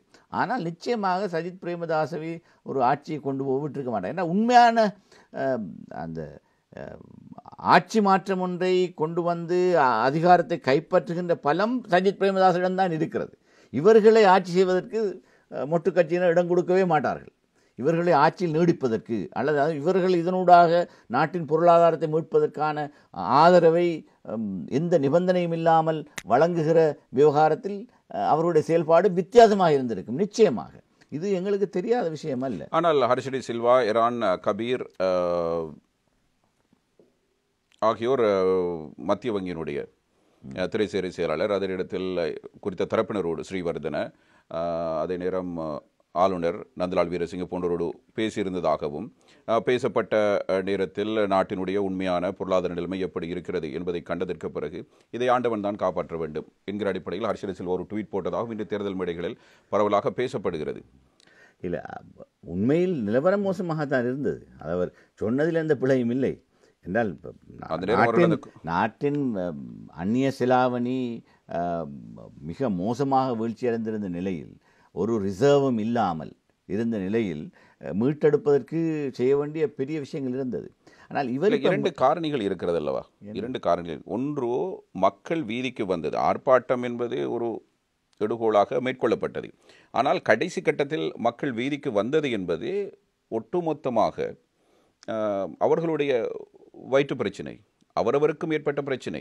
எனவே அதனை திருத்திக் கொள்ள வேண்டும். அவர்களுக்கு கோட்டாபே மீது இவர்கள் இவ்வாறான ஒரு ஆர்ப்பாட்டத்தை மேற்கொள்ளும் பொழுது ஏற்பட்ட உணர்ச்சி ஊடாகத்தான் அவ்வாறு ஒரு செயற்பாட்டுக்கு முன் வந்தார்கள். அப்போது மக்களை காப்பாற்ற வேண்டிய ஒரு கடமையும் எதிர்க்கட்சி இருக்கிறது அல்லவா? அதனை புறந்தள்ளிவிட்டு இவர்கள் கவிழ்த்து விடுவார்கள் என்ற ஒரே நோக்கத்துக்காக அதனை ஏற்றுக்கொள்ளாமல் இருந்தது எப்படி சரி என்று எடுத்துக்கொள்வது என்றால் உண்மையாகவே ஒரு சவாலான ஒரு காலகட்டம்தான். ஒன்றாக இருந்தால் சஜித் பிரேமதாசுக்கு நாங்கள் உங்களுக்காக நான் உங்களுடைய பிரச்சனை தீர்ப்பதற்காக இதனை பொறுப்பேற்கிறேன், எனக்கு இவர்கள் மீது நம்பிக்கை இல்லை, இருந்தபோது உங்களுக்காக பொறுப்பேற்கிறேன் என்ற அடிப்படையில் சிலர் முன்வந்திருந்து அவரை ஒரு நம்பிக்கையில்லா பிரேரணை மூலம் அகற்றியிருந்தால் கூட அவருக்கு மக்கள் மத்தியில் இன்னும் செல்வாக்கு அதிகரித்திருக்கும் என்று அது ஒரு பெரிய பேசுபொருளாக மாறி இருக்கிறது. என்னை பொறுத்த மட்டில் உளப்பூர்வமாக இவரை பிரதமராக்கி அவருக்கு அந்த வாய்ப்பு கொடுக்க வேண்டும் என்ற நோக்கம் இருக்கவில்லை. வெறும் போலியான ஒரு இதைத்தான் கொடுத்தார்கள். ஒரு நீங்கள் இதை பொறுப்படுத்திக் கொள்ளுங்கன்னு சொன்னது இவருக்கு கொடுக்கறது விருப்பமே இருக்கவில்லை. அவருடைய உண்மையான தேவைப்பாடு ரணில கொண்டார். பொய்யான அழைப்பு தான் இருந்தது. சும்மா பொய்யான அழைப்பு தான். ஒரு நாள் கடந்தது, மறுநாள் வந்தது. இல்லை சுமந்திரன் ஜனாதிபதி கோட்டாபய ராஜபக்சவை சந்தித்த நேரம் கோட்டாபய ராஜபக்ச சொன்னதை இங்கே வந்து சொன்னார். அது சொன்ன பிறகுதான் நாங்கள் தீர்மானித்தோம் இதில் போய் நாங்கள் மாட்டிக்கொள்ளலாண்டு.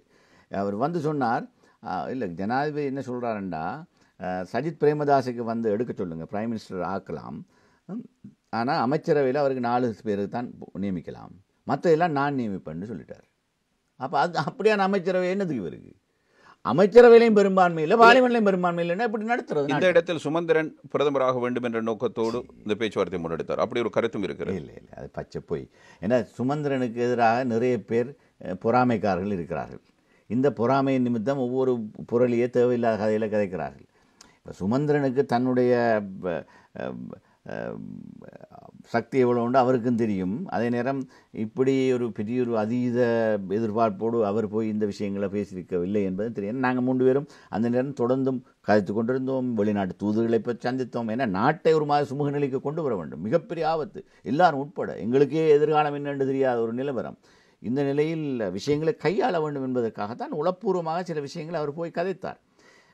என்று அவருக்கு இருந்த ஏதோ ஒரு உறவை பேணி கொண்டிருந்த காரணத்தில் அவர் கூப்பிட்ட நேரம் போய் கதைத்தார். கதைத்த இடத்துல தான் அவர் சொல்லப்பட்ட விஷயம், சஜித்துக்கு வந்து எடுக்க சொல்லுங்க, அவருக்கு நாங்கள் 4 பேரை நியமிக்கிறதுக்கு அதிகாரம் கொடுப்போம். அப்படினால ஏன் சஜித் மீண்டும் கடிதம் எழுதினா நான் ரெடி என்று? இல்லை, கடைசியிலே இந்த விவகாரத்தில் அவர் விலக வேண்டும் என்ற ஒரு விஷயம் இருந்தது. அவர் விலக வேண்டும் என்ற விஷயத்தை மிக தெளிவாக சொன்னார். கோட்டாபய ராஜபக்சே விலக வேண்டும், விலகித்தானே தர வேண்டும், விலகாமல் தானே எடுக்கிறதுக்கு தயாராக இருக்கவில்லை. கோட்டாபய ராஜபக்சே வச்சுக்கொண்டு இவர் பிரதமராக இருப்பது என்பது சாத்தியமில்லாத விஷயம் என்பது தான். ஏன்னா அதுக்கு ரணில் ஏற்க போகிறார் விஷயம் இருக்கிறது. கதை வந்ததற்கு இல்லை, பாராளுமன்றத்தில் பெரும்பான்மை இருப்பவரால்தான் ஜனாதிபதியாக முடியும். ஒரு நாளும் சஜித் பிரேமதாசவை பிரைம் மினிஸ்டராக வந்தாலும் அவரை ஜனாதிபதி ஆக்குவதற்கு மொட்டு கட்சியினர் ஆதரவு கிடைத்திருக்கவே மாட்டார். சரி, இப்போது நீங்கள் ஒரு முக்கியமான இடத்துக்கு வந்திருக்கிறீர்கள். மொட்டு கட்சியினரை பற்றி நாடாளுமன்றத்தில் சஜித் பிரேமதாஸ் அவர்கள் காட்டசாட்டமாக பேசினார். அதாவது ராஜபக்ஷ திருடர்கள், ஊழல்வாதிகள் என்ற கருத்தெல்லாம் இருந்தது. ஆனால் இப்போது எந்த தேர்தல் மேடையிலும் அவர்களுடைய பெயரை கூட அவர் உச்சரிப்பதில்லை. நீங்கள் அவதானித்தீர்களா? இல்லை, மொட்டு கட்சியினரை பற்றி விமர்சிக்கிறது தேவையே இல்லை. இப்போ உண்மையில் மொட்டு கட்சியினர் நாங்களும் விமர்சிக்கிறோம் தான், விமர்சிக்காமல் இல்லை. ஆனால் அவர்கள் முழுமையாக வலிமை இழந்து போன ஒரு சிறிய கும்பலாக போய்விட்டார்கள். அவருடைய தரப்பு இல்லை, அவர்களுடைய ஊழல் மோசடி பற்றி பேசுகிறோம், நாங்கள் பேசாமல் இல்லை. இல்லை, அதே குரல் இங்கே கேட்கவில்லை. ஏன்னா இப்படித்தானே இப்போ என்னென்னா கூடுதலாக இருக்கிற வேட்பாளர் பற்றி தான் பேச வேணும். இப்போ இன்றைக்கு இப்போ நான் நேற்று கூட மேடையில் சொன்னேன், இப்போ ரணில் விக்ரமசிங்கை பற்றி நான் விமர்சிக்கிறதை குறைச்சிக்கிட்டு போகிறோம். என்னென்னா தோற்று போய்த்தார். நேற்று மையங்கனையில் பேசின பேச்சிலே அவர் தோல்வியை ஏற்றுக்கொண்டார். இப்போ அவர் அது மறைமுகமாக சொல்கிறார். இப்போ என்னென்னா அவருக்கு வேணுமென்னா பழுதிக்கணும். இப்போ சஜித் பிரேமதாஸை வெளில விடப்படா, அதுக்காக வேண்டி இப்போ அனுரையே தோக்கடிக்கலா சஜித்துக்குன்ற மாதிரி கதைக்க தொடங்கிட்டார். இது ஒரு இவ்வளோ மோசமான கையாலாகாத அந்த அவருடைய குரோத உணர்வின் பெரிய வெளிப்பாடு. இதை சொல்றதன் மூலம் நிச்சயமாக ஐக்கிய தேசிய கட்சிக்காரர்கள் என்று சொல்லிக்கொண்டு இவரை நம்பிக்கொண்டு போனவர்கள் எல்லாமே இப்போ சஜித்தின் பக்கம் திரும்புவார்கள். இவர் வேண்டுமென்று இப்போ இவராக அனுரை வெள்ள வெப்பம் மாதிரி சொல்ற மாதிரி என்ன மறைமுகமாக அப்படியான ஒரு எஸ்டிபிக்காரர்களை தன் பக்கம் வாக்கை சேகரிப்பது அவர் தோற்று விடுவார், அதனால் அவருக்கு போட்டுவதில் பிரயோசனம் இல்லை, எனக்கே நீங்கள் போட்டு விடுங்கள் என்று அதனை நாங்கள் எடுத்துக்கொள்ளக்கூடாது. அவர் சொன்ன விவகாரத்தில் அவர் இவ்வளவு காலம் இல்லாமல் இந்த விஷயத்தை சொன்னது உண்மையிலே தேர்தல் சட்ட விதிமுறையும் வருகிற விஷயம். இன்னும் ஒரு வேட்பாளர் வெற்றி வாய்ப்பு இருக்கிறது என்று மறைமுகமாக கூட சொல்வது என்பது அவருக்கு உடந்தையாக இவர் செயல்படுகிறார் என்றுதான் கருதப்படும். அது உண்மையிலே ஒரு தேர்தல் குற்றம். சம்பந்தமாக இந்த ஐக்கிய மக்கள் சக்தி தரப்பினர் இதை பரிசீலிக்க வேண்டும் என்று நேற்று நாங்கள் கதைத்து கொண்டோம். ஆனால் அது ஒருபுறம் இருக்க, உண்மையில் இவருடைய செயற்பாடுகளை பார்க்கிற போது அவருடைய தோல்வி மனப்பான்மையை வெளிப்படையாக அவர் சொல்லிவிட்டார். எனவே அவருக்கு வாக்கு போடுகின்றவர்கள் வாக்கை விரயம் செய்கிறார்கள் என்பதில் எந்த மாற்று கருத்தும் கிடையாது. அவராகவே தோல்வியை ஒப்புக்கொண்டு பின்வாங்கி கொண்டிருக்கிறார் என்பதுதான் அந்த கருத்து வெளிப்பாட்டின் உண்மையான பின்னணி என்பது தெளிவாக தெரிகிறது. ஆனால் அதைவிட மோசமாக இப்படியான ஒரு மட்டகரமாக தனக்கில்லாவிட்டால் பரவாயில்லை, சஜித்தும் வரக்கூடாது என்ற மாதிரியான ஒரு நிலைப்பாட்டுக்கு அவர் போகிற மாதிரியான செயல்பாடாக தாண்டு. இது மக்களுக்கு விளங்கினோடனே நிச்சயமாக சஜித் பக்கம் எல்லோரும் திரும்புவார்கள். என்றால் இதை அவர்கள் அனுமதிக்க மாட்டார்கள், அங்கீகரிக்க மாட்டார்கள். நாமலுக்கும் சஜித் பிரேமதாசுக்கும் இடையில் எந்த டீலும் இல்லை. நாமல் ராஜபக்ச ஒரு இளம் அரசியல்வாதி, அவருக்கு ஒரு எதிர்காலம் இருக்கிறது. அவர் மீண்டும் ஒரு கட்சியை கட்டி எழுப்ப வேண்டும். ஒரு எதிர்காலத்திலே ஆளுங்கட்சி எதிர்கட்சி என்று வருகிற போது எங்களுக்குள்ளே என்னதான் மாற்று கருத்துக்கள் கொள்கை ரீதியான வேறுபாடுகள் இருந்தாலும் பாராளுமன்ற செயல்பாடுகளிலே ஒரு இணக்க செயல்பாட்டை எதிர்க்கட்சி இந்த நாடு பொருளாதார ரீதியாக மீட்டெடுக்குவதற்கு என்னை பொறுத்த மட்டிலே நாங்கள் ஆட்சி எடுத்தாலும் நான் சொல்வது என்னென்னா ஒரு தேசிய அரசாங்கம் அமைப்பது தான் மிகச்சிறந்தது என்று என்னுடைய தனிப்பட்ட கொள்கை. என்றால் ஒரு தேர்தலுக்கு பிறகு ஒரு தேசிய அரசாங்கத்துக்கான அழைப்பை விடுப்பது என்பது ஒரு பாராளுமன்ற தேர்தலை நடத்திவிட்டு தேசிய அரசாங்கமாக நாங்கள் செயல்படுவோம் குறுகிய காலத்துக்காவது. ஏன்னா நாட்டு இந்த இவ்வளோ காலம் ரணில் விக்ரமசிங்க இன்னும் கடனை கட்ட ரணில் விக்ரமசிங்கம் இதே தேசிய அரசாங்கத்துக்கான அழைப்பை அனைவருக்கும் விடுத்தார், உங்களோடும் பேசினார் தானே. அப்போது நீங்கள் நாடு சவால் மிக்க ஒரு காலகட்ட பகுதியில் இருந்த போது ஏன் நீங்கள் அந்த தேசிய அரசாங்கத்தில் இணைந்து கொள்ளவில்லை? தேசிய அரசாங்கத்துக்கான ஒரு உளப்பூர்வமான அழைப்பாக இருக்கவில்லை. இல்லை, நிறைய தடவைகள் நாடாளுமன்ற உரையில் அவர் அக்கிராசன் உரையில் வாருங்கள் என்னோடு இணைந்து கொள்ளுங்கள் நாங்கள் நினைக்கிறோம். நாங்கள் ஏழாண்டு சொல்லல, நாங்கள் தேசிய அரசாங்கம் ஒன்று அமைவதான ஒரு பொதுவான படப்பாயா எப்படி பதவிகளை பகிர்ந்து கொள்வது என்பது சம்பந்தம். ஏன்னா அங்கே இருக்கிற பிரச்சனை என்றால் போட்டு மொட்டு கட்சியினர் இவருக்கு உதயம் செய்ய விடவில்லை. அவர்களுடைய தேவைப்பாடாக இருந்தது இந்த இவரை ஒரு கேடயமாக பாவித்து இவங்க இந்த கண்டத்தை கடக்கணும். இது ஒரு மிகப்பெரிய கண்டம். இந்த கண்டத்தை கடக்கிறதுக்கு நாங்கள் எதையும் பங்கிட்டு கொள்ளதான் எங்களுக்கு பதவி தாங்க ரெண்டுக்கிட்டு அவங்க அமைச்சரவை பதவிகளில் தான் நாட்டமாக இருந்தார்கள். இது ஆனால் அவர்கள் கேட்ட அமைச்சு பதவி அவர் கொடுக்கவில்லை. எஸ்.என். சந்திரசேனவு கொடுக்கவில்லை, மஹிந்த தல்கமி கொடுக்கவில்லை, அதனிடத்தில் சி.வி. ரத்நாயக்கு கொடுக்கவில்லை, ரோஹித் அபய் குணவர்தனு கொடுக்கவில்லை. நாடாளுமன்றத்தை நடத்த கேட்டார்கள், அதனையும் அவர் செய்யவில்லை. நாமல் ராஜபக்சே பிரதமராக்குங்கள் என்று கேட்டார்கள், அதனையும் அவர் செய்யவில்லை. மொட்டு கட்சிக்கு இருந்து கொண்டே 21வது திருத்தத்தை கொண்டு வந்து பெசில் ராஜபக்சனுடைய இரட்டை பிரஜாவுரிமைக்கும் ஆப்பு வைத்தார். அவரோடு இருந்து கொண்டே அவர்களுக்கு எதிரான நடவடிக்கை தான் அவர் மேற்கொண்டார். இது மஹிந்த ராஜபக்சவுடைய அனுமதியுடன் தான் நடந்தது.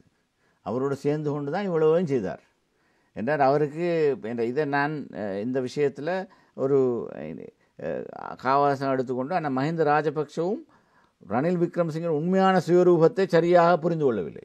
கடைசியில் தான் அவருக்கு விஷயம் விளங்கிச்சு. ஆனால் அந்த நேரம் டூ லேட். இப்போ இதுதான் ஒரு மிக தந்திரமான நடவடிக்கைகளை இவர் செய்து கொண்டு போனார். இப்போ இந்த எல்லா தந்திரமும் இப்போ எல்லாம் ஒன்றுமே பலிக்கல. இப்போண்டா எலெக்ஷன் இப்போ இன்னும் எப்போ பார்ப்பாருண்டா இந்த எலெக்ஷன் எதுவும் குலைக்கலாமான்னு பார்ப்பார். இப்போ இந்த கடைசி நேரம் இருக்கிற பிரச்சனைண்டா இப்போ போலீஸ் மாதிபரை நியமிக்காமல் வச்சுக்கிட்டு இப்போ ஏதாவது உண்டு நாளைக்கு ஒரு 2-3 கொலை விழுந்தாலும் விழும், அதையும் செய்வாங்க. இப்போ என்னடா எங்களுக்கு எல்லாம் பாதுகாப்பு வச்சுருதல். இப்போ இதான் இல்லை இப்போ இந்த இவங்களோட நடவடிக்கை. என்ன எலெக்ஷனை வெளில இல்லாது இனி குழப்பி விடுவோம். இருந்தாலும் குழப்பம் ஒன்று மொத்தருக்கும் இல்லாமல் போனாலும் போட்டும் இந்த மாதிரியும் போகக்கூடிய ஒரு நிலவரம் இல்லாமல் இல்லை. எனவே தான் மிக அவதானமாக இந்த அடுத்த 2-3 வாரங்களில் எல்லோரும் அவதானமாக இருக்க வேண்டும். அவர்கள் மௌன வாக்குகளால் வெற்றி பெறுவார் என்று சொல்கிறார்கள். யார் ஜனாதிபதி 40% மௌன வாக்குகள் இருக்கிறது, அதன் மூலம் அவருடைய அணியினர் கூறுகிறார்கள் அவர் வெற்றி பெற்று விடுவார். ஜனாதிபதி இப்போ 3வது இடத்துக்கு நாமல் ராஜபக்சோடு போட்டியிடுகிறார். அதான் இப்போ உள்ள நிலவரம். 3வது இடத்துக்கு யார் வாரது என்றுதான் போட்டி. முதலிடத்தில் சஜித் இருக்கிறார். அனுரகுமார பல இடங்களில் கொஞ்சம் சவாலாக அப்படி இப்படின்ட்டு வேலை செஞ்சு கொண்டு இருக்கிறார் என்று பேர் தான் அடிபடுது ஒழிய வேறு 3வது இடம் சம்பந்தமான விஷயம் அது மட்டும் இவர் போட்டியில் இல்லை. இப்போ ஜனாதிபதி போட்டி அதை பற்றி நான் கதைக்க வேண்டிய உண்மையிலே இந்த நான் என்னுடைய மூச்சை இதில் விரயம் செய்வதற்கு விரும்பவில்லை. இதே நேரத்தில் ராஜபக்ஷ தரப்பில் இனவாதிகள் இருக்கிறார்கள். நீங்கள் அந்த நேரம் தேசிய அரசாங்கத்தில் இணைந்து கொள்ளாமல் இருந்ததற்கு இப்படியும் ஒரு காரணம் இருந்திருக்கலாம். மொட்டுத்தரப்போடு இருந்தால் மக்கள் என்ன நினைப்பார்கள் என்கிற ஒரு கேள்வி உங்களுக்குள் இருந்திருக்கும். அதே நேரத்தில் ஒரு சில மொட்டுக்காரர்கள் அதே நேரத்தில் நாட்டினுடைய பொருளாதார வீழ்ச்சி காரணமாக இருந்தவர்கள் உங்கள் தரப்புக்கும் வந்திருக்கிறார்கள். ஆனால் அந்த தரப்பை நீங்கள் விமர்சிக்கிறீர்கள், இந்த தரப்பை பற்றி யாரும் கவலைப்படுவதில்லை. அதே நேரத்தில் இந்த ஜனாசா விவகாரத்தோடு ரணிலை தொடர்படுத்தித்தான் தேர்தல் பிரச்சாரங்கள் சென்று கொண்டிருக்கிறது. ஆனால் அவருடைய அமைச்சரவையில் பொது மன்னிப்பும் கேட்டுவிட்டார்கள். இப்பொழுது நஷ்டஈடு கொடுப்பதாகவும் தேர்தல் மேடையில் அவர் கருத்து தெரிவித்து வருகிறார். ஏன் அவர் மீது இது பாய வேண்டும், உரியவர்கள் மீது பாயாமல்? இல்லை, அவர் மீது பாய்வதல்ல, அவர் வேறு ஆக்கள் மீது வெள்ளைச்சாயம் பூச விளைகிறார் என்பதுதான் எங்களுக்கு இருக்கிற கோபம். உண்மையான சூத்திரதாரிகள் தண்டிக்கப்பட வேண்டும். இது மன்னிப்பு கொடுக்குற விவகாரம் அல்ல. இது மிக மோசமாக வேண்டுமென்று முஸ்லிம் சமூகத்துக்கு மேல் பழிவாங்குகின்ற ஒரு செயல்பாட்டை செய்தது என்ற விஷயம் காலங்காலமாக இருக்கின்ற ஒரு பெரிய வடு. இதிலே நாங்கள் பழி தீர்க்க வேண்டும் என்று சொல்லவில்லை. ஆனால் இந்த விஞ்ஞான ரீதியான விஷயங்களை மீறி வேண்டுமென்று ஒரு சமூகத்தின் மீது பழிவாங்குவதற்கு செய்யப்பட்ட இந்த விஷயத்தை செய்வித்தவர்கள் யார் என்பதை அடையாளங்கள். நான் பாராளுமன்றத்திலே இப்போ கேள்வி ஒன்றும் கேட்டு அதுக்கு இன்னும் பதில் சொல்லாமலும் இருக்கிறார்கள். நான் பதில் சொன்னார். அதுக்கு முந்தி இருந்த அமைச்சர் கேலி ரம்புக்கொல்ல நாங்கள் எடுப்போம் நடவடிக்கைன்னு சொன்னார். நான் சொன்ன உள்ளக விசாரணை உண்டாவது செய்யுங்கள் சுகாதார அமைச்சிலே. ஏன் இந்த எக்ஸ்பர்ட் கமிட்டி, இந்த நிபுணர் குழு இந்த நிபுணர் குழுவோட பேரையெல்லாம் சொல்லி இதெல்லாம் இருந்த ஆக்கள் இவங்களுக்கான ஒரு உள்ளக விசாரணையை செய்து குறைந்தபட்சம் அவங்களோட பர்சனல் ஃபைல்லையாலும் ஒரு ஒரு ஒரு தண்டனை, ஒரு ப்ரொமோஷன், டிமோஷன் ஆகுது இதனால் ஒன்று செய்ய நடக்க வேண்டும் என்ற விஷயத்தை நான் பகிரங்கமாக கேள்வியாகவே பார்லிமெண்ட்டில் போட்டிருக்கிறேன். இப்போ இதெல்லாம் அது மட்டும் இல்லை, நான் எங்களுக்கு இந்த எரிக்கப்பட்ட ஜனாசாக்கள் யாருடையது என்பது சம்பந்தமான பேர் விவரங்களை தாருங்கள் என்று கேட்டதையும் தர மறுத்தார்கள். இன்னும் தரல. அது சுகாதார அமைச்சனுக்கு பதில் சொல்லியிருக்குது. இந்த தரவுகள் எங்கள்கிட்ட இல்லையாண்டு. எப்படி சொல்லலாம் இல்லையாண்டு? ஏன்னா உலக சுகாதார நிறுவனத்துக்கு பொறுப்பு கூறணும். இவங்க எல்லாத்தையும் தரவு வச்சிருக்கணும். எத்தனை சடலங்கள், எத்தனை பேர் இறந்தார்கள், அவர் எத்தனை பேர் புதைக்கப்பட்டார்கள், எரிக்கப்பட்டார்கள் என்ற விவரம் கட்டாயமாக இருந்தாக வேண்டும். அது இல்லை, எங்களோட அமைச்சில் அதெல்லாம் கிடையாது, அது அந்த தகவலை சேகரிக்கிறதுக்கு வழி இல்லைன்னு எனக்கு பதில் சொல்கிறாங்க. இதை நான் பாராளுமன்றத்தை கேள்விக்குட்படுத்தி இருக்கிறேன். ஏன்னா இது என்ன வேண்டும் என்று மூடி மறைக்க பார்க்குறாங்க, தெரியும். அப்போ குறைந்தபட்சம் நஷ்டஈடு ஒரு புறம் இருக்கட்டும், ஆனால் யார் யார் எரிக்கப்பட்டார்கள் என்ற விவகாரம் சரித்திர பதிவாக இருக்க வேண்டும். ஏன்னா அந்தந்த குடும்பங்கள் பட்ட அவஸ்தை சாமானியமான விஷயம் அல்ல. ஸோ இந்த மெமோரியலைசேஷன் என்று ஒரு தனி சப்ஜெக்டே இருக்கிறது. ஆனால் அது எதுவுமே செய்ய விடாமல் அரசாங்கம் வேண்டும் என்று இதை மூடி மறைத்து கொண்டிருக்கிறது. ஏன்னா இவங்க எல்லாம் பெரிய பிரச்சனைகளை எதிர்நோக்க வேண்டும் என்பதற்காக உண்மையை மறைக்க பார்க்கிறார்கள். எனவே அதை நாங்கள் விடமாட்டோம். இந்த உண்மையில் வெளிக்கொண்டு அமைச்சரவையின் மூலமாக பொது மன்னிப்பு என்கிற விடயத்தை நீங்கள் ஏற்றுக்கொள்ளப் போவதில்லை. அதற்கு எதிரான பொது மன்னிப்பு கொடுப்பது சமூகம் சார்ந்த விஷயம். நாங்கள் அதை மன்னிப்போம், மறக்க மாட்டோம். இதுதான் எங்களுடைய நிலைப்பாடு. இது என்னத்துக்கு நாங்கள் யார்கிட்ட போய் பழி வாங்குறது? ஆனால் குறைந்தபட்சம் வேண்டுமென்று இதை செய்வித்தவர்கள் அடையாளம் காணப்பட்டு அவர்களுக்கு ஏதோ ஒரு வகையில் தண்டனை செய்யப்படும். நாங்கள் எல்லாரையும் கொண்டு சிறையில் தள்ளுங்கன்னு கேட்க வரல. ஆனால் குறைந்தபட்சம் இந்த ப்ரொஃபஷனலாக, அதாவது தொழில் ரீதியாக இப்படி நடந்து கொண்டவர்கள் அவருடைய பர்சனல் ஃபைல்லையாவது அவர்களுக்கான ஒரு டிமோஷனுடால் நடக்கணும். இல்லாட்டி இதை தொடர்ந்து செய்ய இயலாது. இந்த கூட்டம் கும்பலிருந்து கொண்டு தொடர்ந்தும் இன ரீதியான செயல்பாடுகளில் ஒரு மருத்துவ சேவையில் இருக்கிறார், செய்யலாம். அது ஒரு புனிதமான சேவை. இதில் இன ரீதியான பாகுபாடு காட்டுறார்கள் இருந்தால் எவ்வளோ மோசமான விஷயம். அவங்கள நம்பி எப்படி போய் நாங்கள் எங்களோட மருத்துவ தேவைகளுக்காக போகிறது? எனவே இந்த துறையில் இருந்தவர்கள், ஏனைய துறை சார்ந்த நிபுணர்கள் சொல்லிக்கொள்பவர்கள் உண்மையில் கண்டறியப்பட வேண்டும். அவர்களுடைய பெயர்கள் அம்பலப்படுத்தப்பட வேண்டும், பகிரங்கப்படுத்த வேண்டும். அது மட்டும் இல்லை, சிலர் சர்வதேச தொழில்களுக்கு, அதாவது குறிப்பாக உலக சுகாதார நிறுவனத்தின் பல நியமனங்கள் இருக்குன்னு அந்த நியமனங்களுக்கு விண்ணப்பிப்பாங்க. குறைந்தபட்சம் அந்த விண்ணப்பங்கள் வரபோது நாங்கள் எதிர்க்க வேணும். இவங்க வேறு நாடுகளில் இந்த வேலை பார்ப்பாங்க. அதுக்கு அனுமதிக்க என்ன அவங்களுக்கு அவங்க செய்த விஷயத்தின் பாரதூரத்தை குறைந்தபட்சம் அவர்கள் விளங்கிக் கொள்ள வேண்டும். அவ்வளவுதான். ரணில் தான் கூறினார். WHO விதிமுறைகளை பின்பற்றி இதனை செய்யுங்கள் என்ற ஒரு கருத்தினை அவர் முன்வைத்தார் அல்லவா நாடாளுமன்றத்திலே. அது அவர் அந்த சொன்னார் தான். அது அப்படி சொல்கிறது ஓட நின்று கொண்டார். அவர் பகிரங்க வெளியில் சஜித் பிரேமதாச மாதிரி ஒரு ஆர்ப்பாட்டத்தில் போராட்டத்தில் ஈடுபடுற ஆள் இல்லை. அவர் எப்பயுமே க்ளீன் ஷூட்டாக இருந்துடுவார். ஒன்றுக்கும் வெளியில் இந்த வேலை செய்கிறது இல்லை. பார்லிமெண்ட்டுக்குள்ளே கொஞ்சம் கத்துவார், எழும்புவார், அதை செய்வார். அதை தவிர வேறு பெருசாக தன்னை அடையாளப்படுத்திக் கொள்வதற்கு அவர் வரவில்லை என்ற ஒரு விஷயம் இருக்குது. அது அவருடைய சுபாவம், அதை விட்டு விடும். அதுக்காக அவரை இனவாதி என்று நான் சொல்ல வரல. ரணில் விக்ரமசிங்கே இனவாதி என்று நான் ஒரு பாகம் சொல்ல ஆளும் இல்லை. ஆனால் அவர் மிச்சம் கபடத்தனமான ஒரு ஆள். அரசியல்வாதி என்றால் கபடத்தனம். கபடம்னா இது ஒரு மிக மட்டகரமான கபடத்தனம். இதை வச்சுட்டு அது மட்டும் இல்லை, இப்போ ஊழலுக்கு துணை போகிறாரு. அது மிகப்பெரிய ஊழலே. இந்த ஊழலுக்கு துணை போகிற விஷயம் சம்பந்தமாகவும் அவர் பொறுப்பு கூற வேண்டும். ஏன்னா இது நாட்டை நாங்கள் இந்த பொருளாதார முயற்சி செய்வதற்கு முயற்சிக்கிற நேரம் இப்படியான விஷயங்களுக்கு அவருடைய அமைச்சரவை, ஏன்னா இது ஒன்றுமல்ல, எத்தனையோ அமைச்சரவை பத்திரங்கள் மூலமாக மிகப்பெரிய ஊழல்கள் நடந்து முடிஞ்சிருக்கிறது. அந்தந்த விவகாரங்கள் எல்லாம் இன்ஷா அல்லாஹ் ஒரு புதிய ஆட்சி அமைகிற போது நாங்கள் அவற்றையெல்லாம் அம்பலத்துக்கு கொண்டு வருவோம். சரி, நீங்கள் இதே நேரத்தில் தேர்தல் காலத்தில் இன்னும் ஒரு விடயத்தை பேசுபொருளாக்கினீர்கள். கருவறை விவகாரம். தேசிய மக்கள் சக்தியினுடைய வேட்பாளர் அனுரகுமாரனுடைய நாடாளுமன்ற உரைக்கு எதிராக அதுவும் பெரும் பேசுபொருளாக இருந்தது. அவர்கள் நீதிமன்றத்தை நாடப்போவதாக கூறியிருக்கிறார்கள். நீங்கள் தயாரா? எனக்கு அவருடைய கடிதம் வந்திருக்கிறது. இன்று அதற்கு பதில் அனுப்பியிருக்கிறேன். பதில்களை பார்த்துவிட்டு அவர்கள் நீதிமன்றம் போவார்களா இல்லையா என்பதை நான் பார்க்க இருக்கிறேன். போனால் அதற்கு தகுந்த பதிலடி கொடுப்பதற்கு நாங்கள் தயாராக இருக்கிறோம். என்றால் பொதுவெளியிலே எப்படி அந்த பேச்சின் உட்கருத்து உள்வாங்கப்பட்டது என்ற விஷயம் மிக தெளிவான விஷயம், வெளிப்படையாக அவர் பேசிய விஷயம். எனவே அதிலே அவர் பாராளுமன்ற சிறப்புரிமைகளுக்கு அமைவாக அவர் அதை பேசி தீர்த்து விட்டார். வெளியிலே பேசியிருந்தால் இதை விடவும் பகிரங்கமாக நாங்கள் அவருக்கு நடவடிக்கை எடுத்திருக்கலாம். ஆனால் சிறப்புரிமை இருக்கிற காரணத்தினாலே அவர் தப்பித்து கொண்டு விட்டார். ஆனாலும் ஒரு ஜனாதிபதியாக போட்டியிட இருப்பவர் இப்படியான பேச்சுக்களை பேசியவர் என்று பேசுவதற்கு எனக்கு இருக்கிற உரிமை அதை யாரும் மறுக்க முடியாது. எனவே தான் இது நாங்கள் நீதிமன்றத்தில் பார்த்துக்கொள்ளலாம். அதை நான் அவருக்கு சொல்லியிருக்கிறேன்.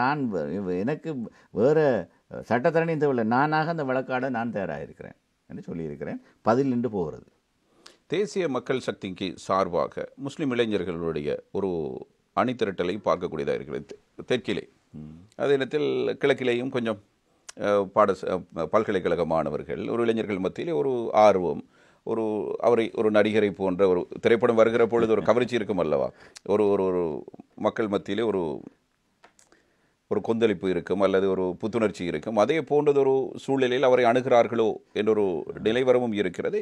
அதே நேரம் முஸ்லிம் சமூக தலைவர்கள் மீது ஏற்பட்ட காழ்ப்புணர்வு, கசப்பு, இவர் மீது அவர்களுடைய பார்வை திருப்புகிறதா என்றொரு எண்ணத்தை தோற்றுவிப்பதாக நீங்கள் நினைக்கவில்லையா? இர்ஃபான், கவனம். அனுரகுமார திசாநாயக உங்களுக்கும் கடந்து விடுவார், நடிகராக சொல்லிட்டீங்கன்னு சொல்லி. உண்மையிலே அவர் நடிகர் தான், அது வேறு விஷயம். ஆனால் நடிப்புக்கு கொஞ்சம் பேர் சோரம் போகிறது தானே. ஒரு நல்ல நடிகர் கொஞ்சம் சோரம் போய் ரசிகர் மன்றங்கள் அமைகிறது வளமை. அதில் எந்த பிழையும் இல்லை. ரசிகர் மன்றங்கள் இருக்கிறார்கள், கொஞ்ச நாளுக்கு பிறகு சளிப்படைஞ்சு போய் இன்னொரு ரசிகர் மன்றத்திலையும் சேருவாங்க, அது வேறு விஷயம். ஆனால் புதிய வாக்காளர்கள், இளைஞர்கள் மத்தியிலே இந்த கடந்த காலங்களை பற்றி ஒன்றும் தெரியாது. இவர்கள் எப்படியான வன்முறையில் ஈடுபட்டவர்கள் என்ற ஒரு வரலாறெல்லாம் இருக்கிறது, அதை பற்றியெல்லாம் தெரியாமல். மற்றது இந்த அணியில் ஏதாவது ஒரு அனுபவம் இருக்கிற ஒரு அணி என்று பார்த்தா அதுவும் இல்லை. இப்போ பாராளுமன்றத்தில் இப்போ தேர்தலை தப்பித்தவரி வெல்லலாம் எல்லாம் அற்ப கனவு தான். ஆனால் ஒரு காபந்து அரசாங்கம் அமைப்பதற்கு கூட அமைச்சரவைக்கு ஆள் இல்லை, 3 பேர் தான் இருக்கிறாங்க. அப்போ எப்படி ஒரு அரசாங்கத்தை கொண்டு போகிறது? ஏன்னா ஒரு தேர்தல் முடியும் வரையுமாவது அதுக்கு பின்னாடி சொல்லியிருக்கா எல்லா அமைச்சையும் நான் வச்சுக்குவேன்றார் இன்றைக்கு அனுரகுமார். இப்படி அது நடக்க போகிற விஷயம் இல்லை. ரெண்டாலும் கொஞ்சம் இந்த இப்போ ஒரு சிலுசிலுப்பக்காரன் மாதிரி அவருக்கு ஒரு சின்ன ஒரு இதுண்டு அங்கே இங்கே கொஞ்சம் பேர் கதைக்கலாம். ஆனால் அது ஒரு பெரிசாக வீட்டிலே நடந்து முடிய மாட்டாது என்பதில் நாங்கள் முஸ்லீம் இளைஞர்களுடைய ஆதரவு ஒரு பக்கம் இருக்கிறது. மிக சொற்பளவினான கொஞ்சம் பேர். என்னெண்டா இந்த நீங்கள் சொன்ன இதே விவகாரம் என்றால் எங்களுடைய தரப்பிலும் வேறு தரப்புகளிலும் இருந்த சிலருடைய நடவடிக்கைகள் சம்பந்தமான அதிருப்தி இருக்கிறது. அதை ஏற்றுக்கொள்ள வேண்டும். அந்த அதிருப்தி சம்பந்தமாக நானும் கடுமையாக தொடர்ந்து கதைத்து வருகிறேன். அண்மையில் தேர்தலுக்கு முன்பும் கதைத்திருக்கிறேன். இந்த தேர்தலிலும் அவர்களை அணிபிரிந்து சென்று விடாமல் அழுத்தமாக பிடித்து நிறுத்துவதற்கான கடுமையான நடவடிக்கையில் நான் இறங்கியிருந்தேன். அந்த பின்னணியில் ஒரு சிறிய அதிருப்தி இல்லாமல் இல்லை, அதை நாங்கள் ஏற்றுக்கொள்ள வேண்டும். ஒரு தலைமை என்ற வகையில் அவற்றை உணராமல், தெரியாமல், கண்டுகொள்ளாமல் இருக்க முடியாது.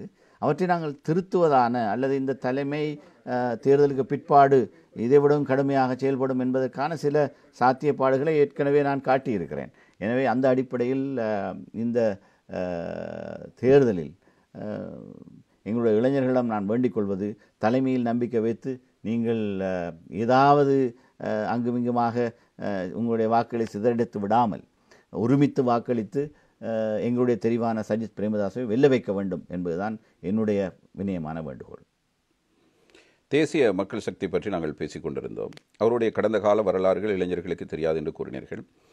இவர்களுடைய கடந்த கால வரலாற்றை பார்த்து கொண்டே நாம் இருக்க வேண்டும். ஏன் அவர்கள் மாற்றமடைந்து விடக்கூடாது? அவர்களுடைய கட்சியினுடைய பெயரிலிருந்து ஒரு புதியதொரு தேசிய மக்கள் சக்தி என்ற பெயரோடு புதிதாக களமிறங்குகிறார்கள். நாட்டினுடைய ஊழல் மோசடிகள், வன்முறைகள், மோசமான கலாச்சாரத்துக்கு எதிராக அதே நேரத்தில் கோட்டாபே போன்றோரை விரட்டி அடிப்பது போன்ற முக்கியமான செயற்பாடுகள் அவர்கள் ஈடுபட்டிருக்கிறார்கள்.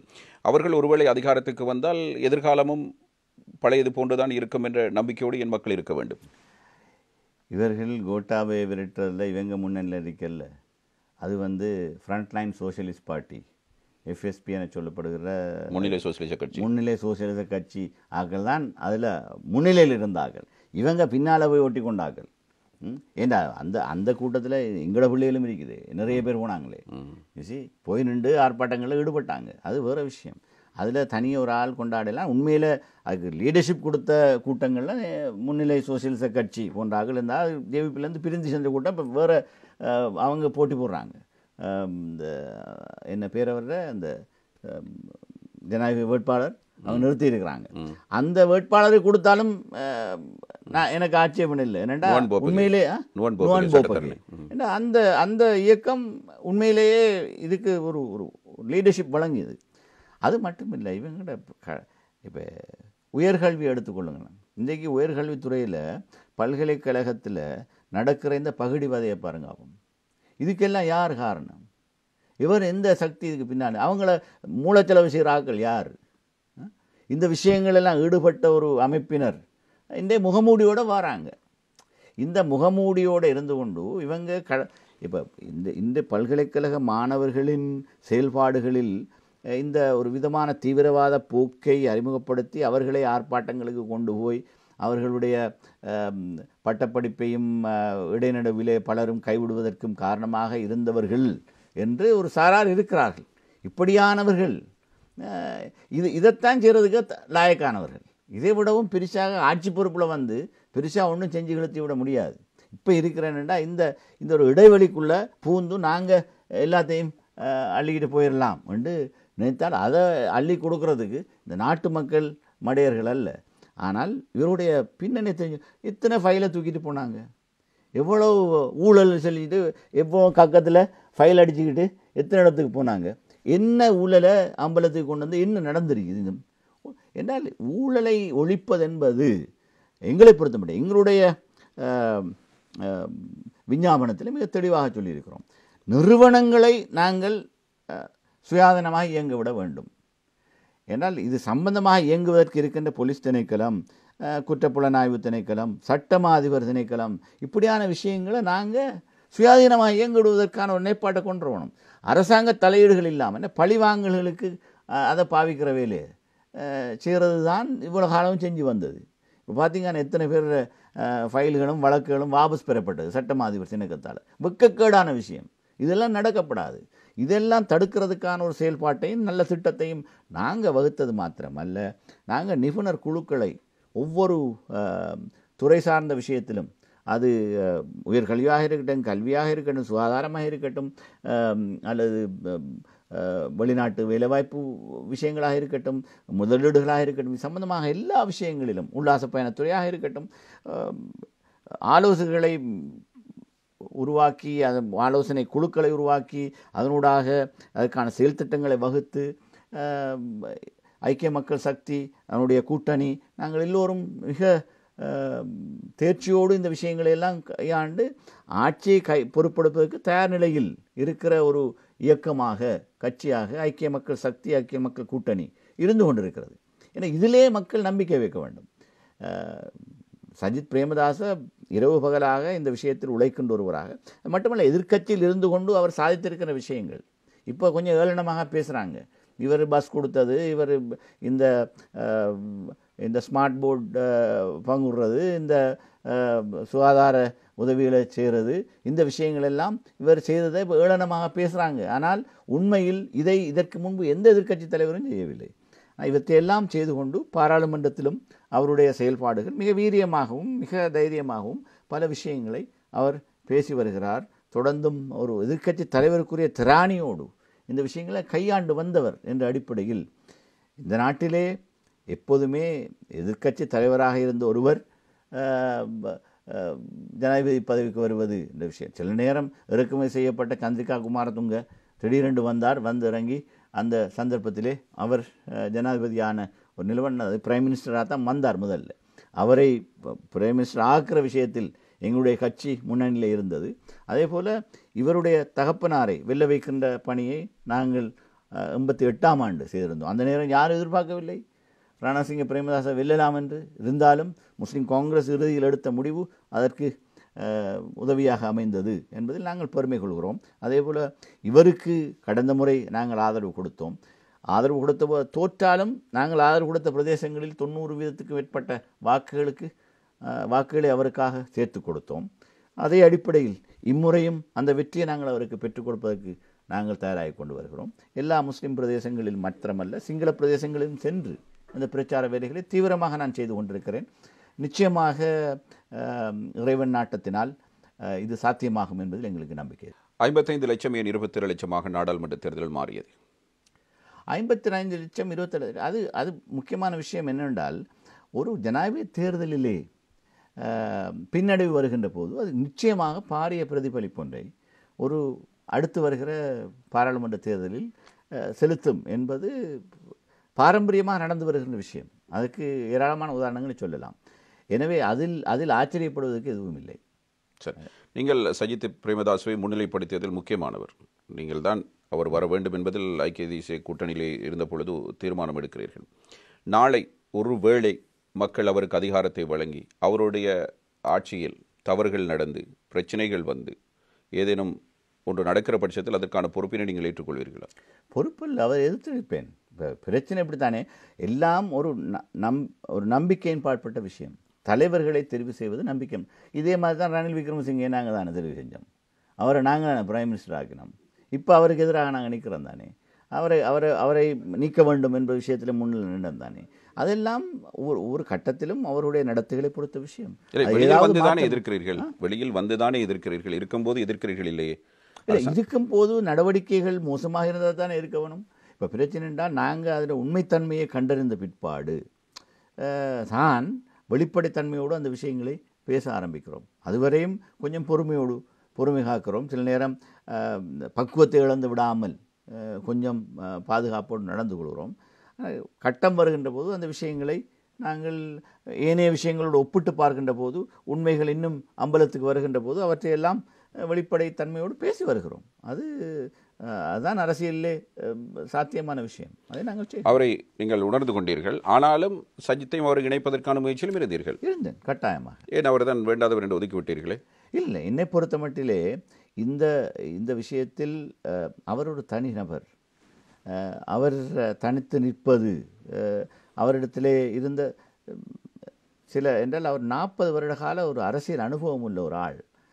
அந்த அனுபவத்தை நாங்கள் பயன்படுத்திக் கொள்ள வேண்டும் என்பதில் தான் எங்களுக்கு நாட்டம் இருந்தது. ஆனால் சஜித்துக்கு அதில் நாட்டம் இல்லை. இல்லை, சஜித் உண்மையில் நாட்ட குறைவாகத்தான் இருந்தார் என்பது உண்மை. என்றால் அவர் மீதான பயமா? அவர் ஒரு பழிவாங்கும் எண்ணம் கொண்டவர். அவரோடு எந்த சமரசத்துக்கும் போனாலும் அந்த சமரசம் ஈட்டிலே எனக்கு பாதிப்பாகத்தான் முடியும் என்ற ஒரு விஷயம் அவருக்குள்ளே இருக்கிறது என்பதை நாங்கள் உணர்ந்திருக்கிறோம். நானும் நண்பர் மனோ கணேசனும் தொடர்ந்தும் இது சம்பந்தமாக முயற்சியில் ஈடுபட்டவர்கள் என்ற அடிப்படையில் இந்த நம்பிக்கை இடைவெளி என்பது 2 பேருக்கு இடையில் பூதாகரமாக இருக்கிறது. நம்பிக்கை இடைவெளி ஒரு புறம், ஓரளவுக்கு வெறுப்புணர்ச்சியும் கூட என்றுதான் விஷயம். இது அவரிடத்தையும் இருக்கிறது. அவர் வெளியில் காட்டிக்கொள்ளாமல் வேறு ஆக்களை விட்டுத்தான் இந்த விஷயங்களை நோன்றதும் கின்றதும் வேலையை பார்க்குறது ரணில் விக்ரமசிங்குடைய வளமை. ஆனால் அவரை நாங்கள் வினயமாக கேட்டுக்கொண்டது, நீங்கள் இவற்றையெல்லாம் தவிர்த்து ஒரு இணக்க செயல்பாட்டுக்கு வாங்க, நாங்களும் உங்களோட ஒத்துழைச்சி இதை உண்டாக கொண்டு போகிறதுக்கு முயற்சிப்போம் என்று எவ்வளோ முயன்று பார்த்துருக்கிறோம். இப்போது அதற்கான முயற்சிகள் எடுக்கப்படுகிறது. அவ்வாறு கதைகள் வந்து கொடுக்குது. வர்த்தக சமூகத்தினர் அதற்கான முயற்சிகள் ஈடுபட்டு கதைக்க இயலாது. ஏனெண்டா பெரிய ஒரு மொட்டுக்குழுவின் அனாதை விடுதியாக அது மாறி இருக்கிறது ஸ்ரீகோத்தை. ஸ்ரீகோத்தை இப்போ மொட்டுக்கட்டி கட்சியின் அனாதை விடுதி. அந்த அனாதை விடுதியை சேர்த்து தான் நாங்கள் பொறுப்பெடுக்கணும். அது இப்போ ஆபத்தான விஷயம். அது சும்மா தேவையில்லாமல் மாற்றுக் கட்சியினருக்கு வாய்ப்பு கொடுத்து விடும். அதுக்கு நாங்கள் இப்போ முயற்சிக்கலால் தனிப்பட்ட முறையில் வெற்றியோ தோல்வியோ மோதி பார்க்கலாம் என்கிற முடிவில் இருக்கிறீர்கள். இல்லை, முடிவு வெற்றியோ தோல்வியோ மோதி வெற்றியில் தான் நாங்கள் நம்பிக்கையோடு இருக்கிறோம். தோல்வி இன்ஷா அல்லாஹ் அல்லாஹ் நாடினால் அது வேறு விஷயம். கடந்த காலங்களிலும் நாங்கள் சார்ந்திருந்த வேட்பாளர் தோற்றார் என்பதற்காக நாங்கள் தூக்கல. ஆனால் எங்களை பொறுத்த மட்டும் இந்த கட்டத்தில் நாங்கள் செய்திருக்கிற தெரிவு சரியானது. அதை மக்கள் புரிந்து கொண்டு இந்த நாட்டிலே ஒரு மாற்றம் வருவதற்கான ஒரு சூழலை சஜித் பிரேமதாசுவை வெல்ல வைப்பதன் மூலம்தான் ஏற்படுத்த முடியும். அதனூடாக நாட்டின் சுபீட்சத்தை எங்களால் உறுதி செய்ய முடியும் என்று நம்பிக்கையோடு நாங்கள் இருக்கிறோம். நீங்கள் அனுரவோடு விமர்சனத்தோடு தான் அவருடைய அரசியலை நீங்கள் எதிர்நோக்கி இருக்கிறீர்கள். அவருடைய ஆட்சிக்கு வந்தால் அது நாட்டுக்கு பாதகமானது என்கிற ஒரு நிலைப்பாட்டில் நீங்கள் இருக்கிறீர்கள். ஒருவேளை வெற்றி பெற்றால் அந்த அரசாங்கத்தில் நீங்கள் இருப்பீர்களா இல்லையா? என்னை பொறுத்த மட்டிலே அரசாங்கம் என்பது உண்மையிலேயே இந்த தேர்தலில் அவர்களில் இருக்கிற நம்பிக்கையை முதல்ல பாருங்கள். நாங்கள் அதாவது ஐக்கிய மக்கள் சக்தி ஒரு தேசிய மட்டத்திலான தேர்தலை நாங்கள் வேண்டினோம். எங்களுக்கு தேவைப்பட்டது பாராளுமன்ற தேர்தலில் ஜனாதிபதி தேர்தல் உடனே நடத்தோம்னு கேட்டோம். இப்போ உள்ளூராட்சி சபை தேர்தலையும் மாகாண சபை தேர்தலையும் முடக்கி போட்டாங்க. ஆனால் இதில் நான் கேட்டது எங்களுக்கு 2 தேர்தல் ஒன்று தாங்கன்னு கேட்டோம். ஆனால் ரணில் விக்ரமசிங்கையும் அனுர திசாநாயகையும் சொல்லிட்டாங்க பாராளுமன்ற தேர்தல் தெரியலாம், அது எங்களுக்கு விருப்பம் இல்லை, அது தேவையில்லை, எங்களுக்கு தாங்க ஜனாதிபதி தேர்தல். அப்போ அதில் என்ன அர்த்தப்படுது? பாராளுமன்ற தேர்தலில் வெள்ளையலாம் இவங்க 2 பேருக்கும் அவங்களுக்கு நல்லா தெரியும். எனவே பாராளுமன்ற தேர்தல் ஒன்றில் ஆக கூடுதலான ஆசனங்களை பெறுகிற வாய்ப்பு ஐக்கிய மக்கள் சக்திக்குத்தான் எப்போதும் இருக்கிறது என்பது மிக தெளிவான விஷயம். இல்லை, அந்த கட்சியோடு இருப்பதற்கான காரணங்களில் அதுவும் ஒன்று. ஆனால் அந்த கட்சியின் கொள்கை கோட்பாடுகள், அதனுடைய தலைமைத்துவத்தோடு இருக்கின்ற இணக்கப்பாடு இவற்றின் அடிப்படையாக வைத்த விஷயம். எனவே தான் நாங்கள் இந்த தேர்தலில் எங்களுடைய வெற்றி உறுதியானது என்பதில் அதீத நம்பிக்கையும் செயல்பாடுகளும் இருந்து கொண்டிருக்கிறது. ஆனால் நீங்கள் சொல்லுகிற இந்த விஷயம் நினையாப்புறமாக இப்படி நடந்து விட்டால் என்ன என்று வருகிற போது அதை பற்றி நாங்கள் இப்போது சிந்திக்க வேண்டிய அவசியமே இல்லை. அது ஒரு அவசியமான விஷயம் அல்ல. மற்றது ஒரு கண்ணியமான கௌரவமான இடத்தில் மாத்திரம்தான் நாங்கள் பங்காளிகளாக இருக்க முடியும். அப்படி இல்லாத இடத்தில் நாங்கள் பங்காளியாக இருக்க முடியாது. சரி, உங்களுடைய கட்சி உறுப்பினர்கள் பற்றி மக்கள் மத்தியில் பாரிய விமர்சனம் இருக்கிறது. அதாவது ஏசிஎம்சியாக இருக்கலாம், எஸ்எல்எம்சியாக இருக்கலாம். யார் இவர்கள்? இவர்களுக்கு என்ன தெரியும்? இவர்கள் போய் பாராளுமன்றத்தில் என்ன செய்து கொண்டிருக்கிறார்கள்? தலைவர் என்றால் நாடாளுமன்றத்திலே பேசுகிறார், மக்களுடைய பிரச்சனை குறித்து குரல் எழுப்புகிறார். ஏன் இவர்கள் உறுப்பினர்கள் அனுப்பி கொண்டிருக்கிறார்கள் என்ற ஒரு கேள்வி எழுகிறது. அதனத்தில் முக்கியமான காலகட்டங்களில் தலைமை ஒரு பக்கம், உறுப்பினர்கள் இன்னும் ஒரு பக்கம். இது என்ன கட்சி? இது ஒரு சமூகத்தின் கட்சியா அல்லது ஒரு தனிநபரின் கட்சியா? என்ன நடந்து கொண்டிருக்கிறது? இல்லை, இந்த விவகாரத்தை நான் மிக விரிவாக என்னுடைய பேராளர் மாநாட்டிலே பேசியிருக்கிறேன். இந்த கட்சியுடைய உச்ச தீர்மானங்களை எடுக்கின்ற மிக முக்கியமான அமைப்பு தான் எங்களுடைய பேராளர்களுடைய மாநாடு. அந்த மாநாட்டிலே இந்த குறைபாடுகளின் ஆபத்தை மிக தெளிவாக நான் சொல்லியிருக்கிறேன். இதில் இருந்து விடுபட வேண்டுமாக இருந்தால் எங்களுடைய செயல்பாடுகள் இப்படியெல்லாம் திருத்தப்பட வேண்டும், ஒழுங்கமைக்கப்பட வேண்டும். அதே நேரம் எல்லா உறுப்பினருடனும் நாங்கள் ஒரு உச்சபீட என்றால் எம்பியாக வருவது மக்கள் தெரிவான விஷயம், மக்களுக்கு அந்த வாய்ப்பு கிடைக்கும். ஆனால் கட்சி ஸ்ரீலங்கா முஸ்லிம் காங்கிரஸை பொறுத்தவரையிலே அது அந்த கட்சிக்கான கௌரவத்தோடு சேர்த்து நான் அந்த எம்பி பதவி கிடைக்கிறது. ஸ்ரீலங்கா முஸ்லிம் காங்கிரஸ் உறுப்பினர்கள் என்ன அதை உணர்ந்து கொள்ளாமல் நடக்கிற போது அவருக்கான தண்டனை அந்த கட்டத்தில் தான் கிடைக்க வேண்டும். ஆனால் இப்போ கட்சி எடுத்த தீர்மானம் இந்த கட்டத்தில் நான் என்றால் யாரையும் பெரிய ஒரு பிளவு ஏற்பட்டு விடாமல் பாதுகாத்து கொண்டு எங்கள் அணியை வெல்ல வைத்துக் கொள்வதற்காக எல்லோரும் ஒரு அணியிலே நின்றாக வேண்டும் என்ற அழுத்தத்தை மிக காட்டமாக நான் செய்த காரணத்தினாலே எல்லோரும் என்ன கொஞ்சம் எல்லாரும் கொஞ்சம் தடம்புறல நெல்லில் இருந்த எல்லாருக்கும் தெரியும். கொஞ்சம் அங்கே எங்கால சில தடுமாற்றங்கள் இருந்தது. தடுமாற்றங்கள் அரசியலில் சகஜம். ஆனால் அது கட்சி கோட்பாடு கொள்கைகளுக்கு விரோதமாக இருந்தால் கட்சி கண்டிப்பாக இருக்கும் என்ற ஒரு போக்கிலே நான் அண்மை காலமாக நடந்ததன் விளைவாக எல்லோரும் ஒரு அணியில் இருக்கிறார்கள். அலிசார் மௌலானா கட்சி தாவிது என்ற ஒரு அசிங்கம் நடந்திருந்தாலும் கூட மற்ற விஷயங்களை நான் கட்டுப்பாட்டுக்குள் கொண்டு வந்திருக்கிறேன். தேர்தலுக்கு பிற்பாடு இன்னும் கூடுதலான கட்டுப்பாடு செயல்படுத்தப்படும். அந்த மண்ணிலே அந்த மட்டக்களப்பில் இப்பொழுது ஹாஃபிஸ் நசீரும் இல்லை, இப்பொழுது அலிஜாருக்கு எதிராக ஒழுக்காற்று நடவடிக்கை, யாரை வைத்து அரசியல் செய்வதன் ஒரு கேள்விகளும். அது முக்கியமான 2 பேர் அரசியலிலே, அலிஜார் மௌலானா ஒரு பழைய அரசியல்வாதி, ஹாஃபிஸ் நசீர் அஹமட் முதலமைச்சராக இருந்தவர். மீண்டும் அவர்களுக்கு மன்னிப்பு கொடுப்பதற்கான வாய்ப்பு இருக்கிறதா? இந்த விவகாரம் வந்து கட்சி உச்சபீடம் தான் எல்லா விஷயத்தையும். ஏனென்றால் என்னுடைய பார்வையில் இந்த முஸ்லிம்கள், அதாவது முஸ்லீம் காங்கிரஸின் பூர்வீகம் உள்ள யாராக இருந்தாலும் சரி, அவங்க தவறுகளை உணர்ந்து வந்தால் தவறுகளை உணர வேண்டும். அதே வெளிப்படைத்தன்மையோடு அவர்கள் பேச வேண்டும். தவறு யாரும் செய்தது சகஜம். ஆனால் அதுக்காக வேண்டி நாம் எடுத்தெடுப்பில் எல்லாரையும் மன்னிப்பு கொடுத்து வாரது என்ன இல்லை. இப்போ இன்றைக்கு கட்சியில் கடந்த காலங்களிலே கட்சியோடு முரண்பட்டு கொண்டு வெளியில் இருந்தவர்கள் நிறைய பேர் கட்சியில் வராமலும் இல்லை, அதே நேரம் வந்துவிட்டு போகானும் இல்லை, அதில் நஷ்டங்களை அனுபவிக்கிறார்களும் இருக்கிறாங்க. கட்சி அவருடைய வருகையினால் நஷ்டப்பட்டு விடக்கூடாது. ஏன்னா மக்கள் மத்தியில் இருக்கிற கட்சிக்கான செல்வாக்கில் பாரிய பாதிப்பு வந்து விடாமல் முஸ்லிம் சமூகத்தின் அரசியல் தலைமைகளை ஒற்றுமைப்படுத்துகிற பாரிய தார்மீக பொறுப்பு எனக்குத்தான் கூடுதலாக இருக்கிறது. எனவே அந்த தார்மீக பொறுப்பில் இருக்கிற நான் தனிநபர்களை ஒவ்வொருவரையும் ஒரு வெறுப்புணர்ச்சியோடு பார்ப்பதும், இந்த ரணில் விக்ரமசிங்க மாதிரி சஜித் வரவே கூடாது என்ற மாதிரி சிந்திப்பதும் என்னுடைய ஒரு அரசியல் அல்ல. நான் எல்லோரையும் எங்கு கண்டாலும் சுமூகமாக பேசி அன்பாக உறவாடுபவன். யாரும் என்ன எதிர்க்க வந்தால் அவர்களும் சில நேரம் என்னோட வெளிப்படையாக லீடர்ன்றே பேசுவாங்க, என்னை கட்சிக்கு எதிராக போயிருப்பாங்க. இருந்தாலும் அப்படி பேசுகிற ஒரு கண்ணியத்தை நான் வைத்து கொண்டிருக்கிறேன். கொஞ்சம் மேடைகளில் கொஞ்சம் காரசாரமாக காட்டமாக பேசுவாங்க. அது ஒரு ஒரு ஒரு வெளிப்பார்வைக்காக அவங்க செய்கிற விஷயமாக இருக்கலாம். அதுக்காக அவங்களுடைய உள்நோக்கங்கள் எதுவாக இருந்தாலும் அதை நான் கிண்டி கிளறி பார்க்குற வேலை என்கிட்ட கிடையாது. அது ஆண்டவனுக்கும் அவர்களுக்கும் இடையிலான விஷயம். அதில் நான் உண்மையிலே தவறுகளை உணர்ந்து உளப்பூர்வமாக முஸ்லிம் சமூகத்தின் அரசியல் தலைமைகள் ஒற்றுமைப்பட வேண்டும் என்ற ஒரு கோரிக்கைக்கு செவிசாய்த்து வருகிற ஆட்களாக இருந்தால் நாங்கள் ஒரு பரவலான என்ன கிழக்கு மாகாணத்தில் முஸ்லிம்களுடைய அரசியல் செல்வாக்கில் பாதிப்பு வந்து விடக்கூடாது என்ற உணர்வு சகல முஸ்லிம்கள் மத்தியிலும் இருக்கிறது. எனவே அந்த பிரதேசங்களிலே இருக்கிற மக்கள் உணர்வுகளுக்கு மதிப்பளித்து எல்லோரையும் ஒற்றுமைப்படுத்துகிற ஒரு பணியை நான் கட்சி சாராமல் நின்று, ஆனால் கட்சி அணியில் கட்சி தலைமையில் நீங்கள் எல்லோரும் வந்தால் என்ன என்ற ஒரு அழைப்பை விடுப்பதில் நான் எப்போதுமே இதே அணைக்குள் தான் சுற்றி கொண்டே இருப்பீர்களா?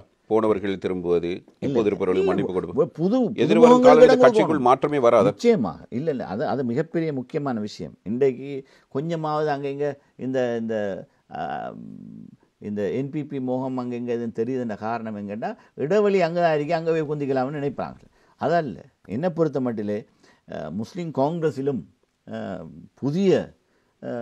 புது முகங்கள் உருவாக்கப்பட வேண்டும், புதிய தலைமைகள் உருவாக வேண்டும்.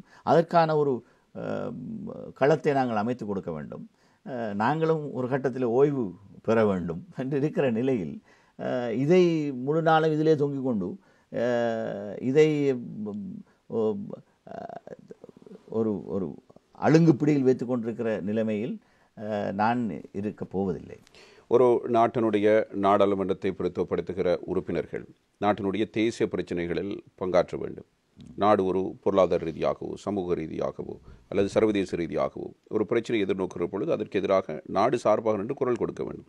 நீங்கள் இதுவரையும் கொண்டு வந்திருக்கிற எந்த உறுப்பினர் அந்த தகமையை பெற்றிருக்கிறார் என்ற கேள்வி எழுகிறது. உங்களுக்கு அந்த தகுதியும் திறமையும் இருக்கிறது. நீங்கள் அதனை கையாண்டு கொண்டிருக்கிறீர்கள். அவ்வப்போது நீங்கள் அதனை நாடாளுமன்றத்தில் பேசியிருக்கிறீர்கள். சமூகத்தின் பிரச்சனை எடுத்துரைத்தீர்கள். இது ஏதேனும் அந்த பிரதேசத்தை சார்ந்த ஒரு பிரச்சனை அல்லது ஏதேனும் ஒரு முஸ்லீம் சமூகம் சார்ந்த ஒரு பிரச்சனைங்கிற பொழுது நாடாளுமன்றத்தில் ஒரு 3 நிமிடத்துக்கு 2.5 நிமிடத்துக்கு ஒரு குரல் கேட்கிறது. இது சரியா? இது நியாயமா? இல்லை, என்னை பொறுத்த மட்டிலே அவர்களுடைய பார்வையில் தலைவர் இருக்கிறார், அதெல்லாம் அவர் பேசிக்கொள்வார். நாங்கள் எங்களோட பிரதேச விஷயங்களை பேசுவோம்ன்ற மாதிரி அவர்களை முடக்கி கொண்டிருக்கலாம். நானும் அடிக்கடி சொல்வது, அவர்களுக்கு தாராளமாக சுதந்திரத்தை கொடுத்துருக்கிறோம். அது அவருடைய சொந்த அரசியலை பொறுத்த மட்டில் கட்சி மட்டத்திலும் அவர்களுடைய ஆளுமையை வளர்த்து கொள்வதில் அவர்கள் ஆர்வம் காட்ட வேண்டும். அதற்கான ஊக்கத்தை நாங்கள் கொடுக்க வேண்டும். என்னுடைய பக்கத்திலிருந்து நான் ஊக்கம் கொடுக்கவில்லை என்பதல்ல, அவர்கள் பக்கத்திலிருந்து தலைவர் இதெல்லாம் தலைவர் பொறுப்பு, அவர் செய்வார். நாங்கள் எங்களோட பிராந்திய ரீதியான அரசியலில் கட்சி அரசியலையும் எங்களுடைய தனிப்பட்ட அரசியலையும் கொஞ்சம் கவனம் செலுத்த வேணும் என்ற ஒரு பார்வையிலாக இருக்கலாம். ஆனால் உண்மையில் நீங்கள் சொன்ன பிற்பாடு இது சம்பந்தமாக ஒரு ஒழுங்கான ஒரு ஒரு ஒரு கருத்து பட்டறையை நடத்தி கட்சி உறுப்பினர்களுக்கு தேசிய ரீதியாகவும் பல விஷயங்களில் அவர்கள் கூடுதலான ஒரு ஈடுபாட்டை காட்ட வேண்டும். கட்டாயம் அது செய்தாக வேண்டும். அது நல்ல ஒரு ஆலோசனை. அது இவ்வளவு தூரம் அவதானிக்கப்பட்டிருக்கிறது என்று பார்க்கிற போது நிச்சயமாக அந்த குறைபாடுகள் சரி செய்யப்படும். இல்லை, அது அடிக்கடி எங்களுக்குள்ள எழுகிற ஒரு மன ஆதங்கம் தான். கடைசியாக ஒரு கேள்வி. நீங்கள் 2015 தேர்தலில் ரிஷாட் பதியுதீன் அவர்கள் ஆதரவினை மைத்ரிபாலுக்கு வெளிப்படுத்தினார். அதுக்கு பிறகு நீங்கள் உங்களுடைய ஆதரவினை வெளிப்படுத்தியிருக்கிறீர்கள். இந்த தேர்தலில் நீங்கள் முந்திக் கொண்டு வந்தீர்கள். உங்களை பின்தொடர்ந்து ரிஷாட் பதியுதீன் வந்திருக்கிறார். இதே ஒற்றுமை, இதே நிலைப்பாடு அடுத்தடுத்த தேர்தல்களின் தொடருமா என்பதுதான் என்னுடைய கேள்வி. இல்லை, என்னை பொறுத்த மட்டிலே நாங்கள் கட்சிகளாக பிரிந்து நிற்கிறோம் என்கிற இந்த துர்ப்பாக்கியம் உண்மையில் தேவையில்லாத விஷயம். இதெல்லாம் அதிகாரம், பதவிகள் என்பதற்காக செய்யப்படுவதான ஒரு பார்வை சமூகத்துக்கு மத்தியில் இருக்கிறது. இது களையப்பட வேண்டும் என்றால் தலைமைகள் இந்த அதிகார முகத்துடனான ஒரு அரசியலை செய்யாமல் இதோட வித்தியாசமான ஒரு பாணியில் இவற்றை செய்ய தலைப்பட வேண்டும் என்று நான் உளப்புறமாக விரும்புகிறேன். அந்த அடிப்படையிலான செயல்பாடுகளை எதிர்காலத்தில் முன்னெடுக்கலாமா என்பதை பற்றி நான் தீவிரமாக ஆலோசித்து கொண்டிருக்கிறேன். என்னுடைய கட்சியினரோடு கதைத்து இயன்றவரை எல்லோரையும் ஒரு அணியில் சேர்ப்பது தான் என்னுடைய தேவைப்பாடு. ஏன்னா நாங்கள் கட்சிகளாக பிரிந்து நின்று ஆதரவளிப்பதை விடவும் இந்த ஈற்றிலே ஒரு தேர்வை தான் நாங்கள் செய்கிறோம் என்றால் ஏன் ஒன்றாக இருந்த அந்த தேர்வை நாங்கள் செய்துவிடக்கூடாது? அது இன்னும் மக்களுக்கு மத்தியில் அதே நேரம் சர்வதேச ரீதியாக உள்நாட்டிலும் முஸ்லிம் சமூகத்தின் அரசியல் பலத்தை இன்னும் கூட்டுகின்ற விஷயமாக இருக்கும். இது பரஸ்பரம் இருக்கின்ற சில நம்பிக்கை இனங்கள் இருக்கின்ற காரணத்தினால் ஏற்படுற விஷயமாக இருக்கலாம். ஆனால் தாய் கட்சி என்ற அடிப்படையில் முஸ்லிம் காங்கிரஸ் யாரையும் வேறுபடுத்தி பார்க்கவோ அல்லது ஒரு பகையுணர்வோடு தொடர்ந்தும் விமர்சித்து கொண்டிருக்கவோ பொதுவெளியில் அப்படியான விஷயங்களை செய்ய விரும்பவில்லை. உள்ளக ரீதியாக முரண்பாடுகள் கட்சி உறுப்பினர்கள் மத்தியிலே இருப்பதும் துரதிர்ஷ்டமான விஷயம். அவற்றை களைந்து ஒற்றுமைப்படுத்தி சமூகத்தை இன்னும் என்றால் சமூகத்துக்கு மத்தியில் இருக்கிற பெரிய ஆதங்கமாக இருந்து கொண்டிருக்கிறது. சமூக தலைமைகள், சிவில் சமூக தலைமைகள், ஆன்மீக தலைமைகள் கூட இந்த விவகாரங்களை அடிக்கடி பேசி வருகிறார்கள். எனவே இவற்றையெல்லாம் கவனத்தில் எடுத்து முஸ்லிம்களின் அரசியலை ஒருமுகப்படுத்துவதற்கான ஒரு முயற்சியை நாங்கள் தீவிரமாக செய்ய வேண்டும். நீங்கள் ஒரு கட்சியாக உங்களுடைய உறுப்பினர்களை கட்சியை பலப்படுத்த வேண்டிய ஒரு தேவை இருக்கிறது. அதே நேரத்தில் நீங்கள் ஒரு வேட்பாளராக போட்டியிடுகிற மாவட்டம் கண்டி மாவட்டம்.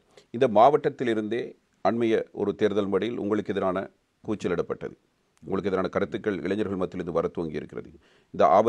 அந்த ஆபத்தை நீங்கள் எப்போது சரி செய்ய போகிறீர்கள்? என்னை பொறுத்த மட்டில் அண்மையில் நடந்த அந்த சம்பவம் சம்பந்தமாக திட்டமிட்டு வேண்டுமென்று ஒரு சிறு கும்பல் செய்த ஒரு விவகாரம், அது சம்பந்தமான ஒரு முழு என்றால் வேண்டுமென்று அக்குரணை பிரதேச சில பிரச்சனைகளில் நான் அவதானம் காட்டவில்லை என்ற ஒரு பழியை ஒரு கும்பல் செய்து கொண்டு வருகிறது. சில காலங்களாக இதுக்கான திட்டமிட்ட விஷயம். அது மாத்திரமல்ல, நான் ஒரு தேசிய அரசியல் தலைமையாக இருந்து கொண்டு என்னுடைய அந்த ஆளுமை சம்பந்தமான ஒரு அச்சம் அவர்களுக்கு இருக்கிறது. அதன் காரணமாக ஒரு சில குறுநில மன்னர்கள் அங்கு இருந்து கொண்டு இந்த விஷயத்தை பெரிய பூதாகரமாக செய்ய பார்க்கிறார்கள். ஒரு பெரிய ஒரு அறிக்கை ஒன்றை நான் தயாரித்திருக்கிறேன். அதை விளக்கமாக வெளியிடுவதற்கு நான் தயாராக இருக்கிறேன். ஆனால் இதை பற்றி பெரிதாக அலட்டிக் கொள்வதன் அல்ல நான். எனக்கு அது ஒரு பெரிய பாதிப்பும் அல்ல. ஆனால் மக்களுக்கு விஷயம் தெரியாதவர்கள், இப்போ உங்களுக்கு கூட நீங்கள் நினைத்த மாதிரி இப்போ இப்படி ஒரு இளைஞர் கூட்டம் எனக்கு எதிராக கிளம்பி இருக்கிறது, அதெல்லாம் அரசியலில் சகஜம். நான் அப்படி நினைக்கவில்லை. சமூக வலைத்தளோட பகிரப்படுகிற பொழுது அப்படியான உணர்வு வருகிறது. இப்போ சமூக வலைத்தளங்களோட தான் எல்லாம் இன்றைக்கு பூதாகரமாக காட்டப்படுகிறது. இதனால் உண்மையை பிரித்தறிவதற்காக சரியான விளக்கங்களை நான் ஏற்கனவே கொடுத்திருக்கிறேன். இன்னும் விளக்கமாக எழுத்து மூலமாகவும் கொடுக்க தயாராகி கொண்டிருக்கிறேன். நன்றி. பாராளுமன்ற உறுப்பினர் ஸ்ரீலங்கா முஸ்லிம் காங்கிரசின் தலைவருமான ரவுஃப் ஹக்கீம் அவர்களே, இந்த நிகழ்ச்சியில் இணைந்து கொண்டு உங்களுக்கு மிக்க நன்றி.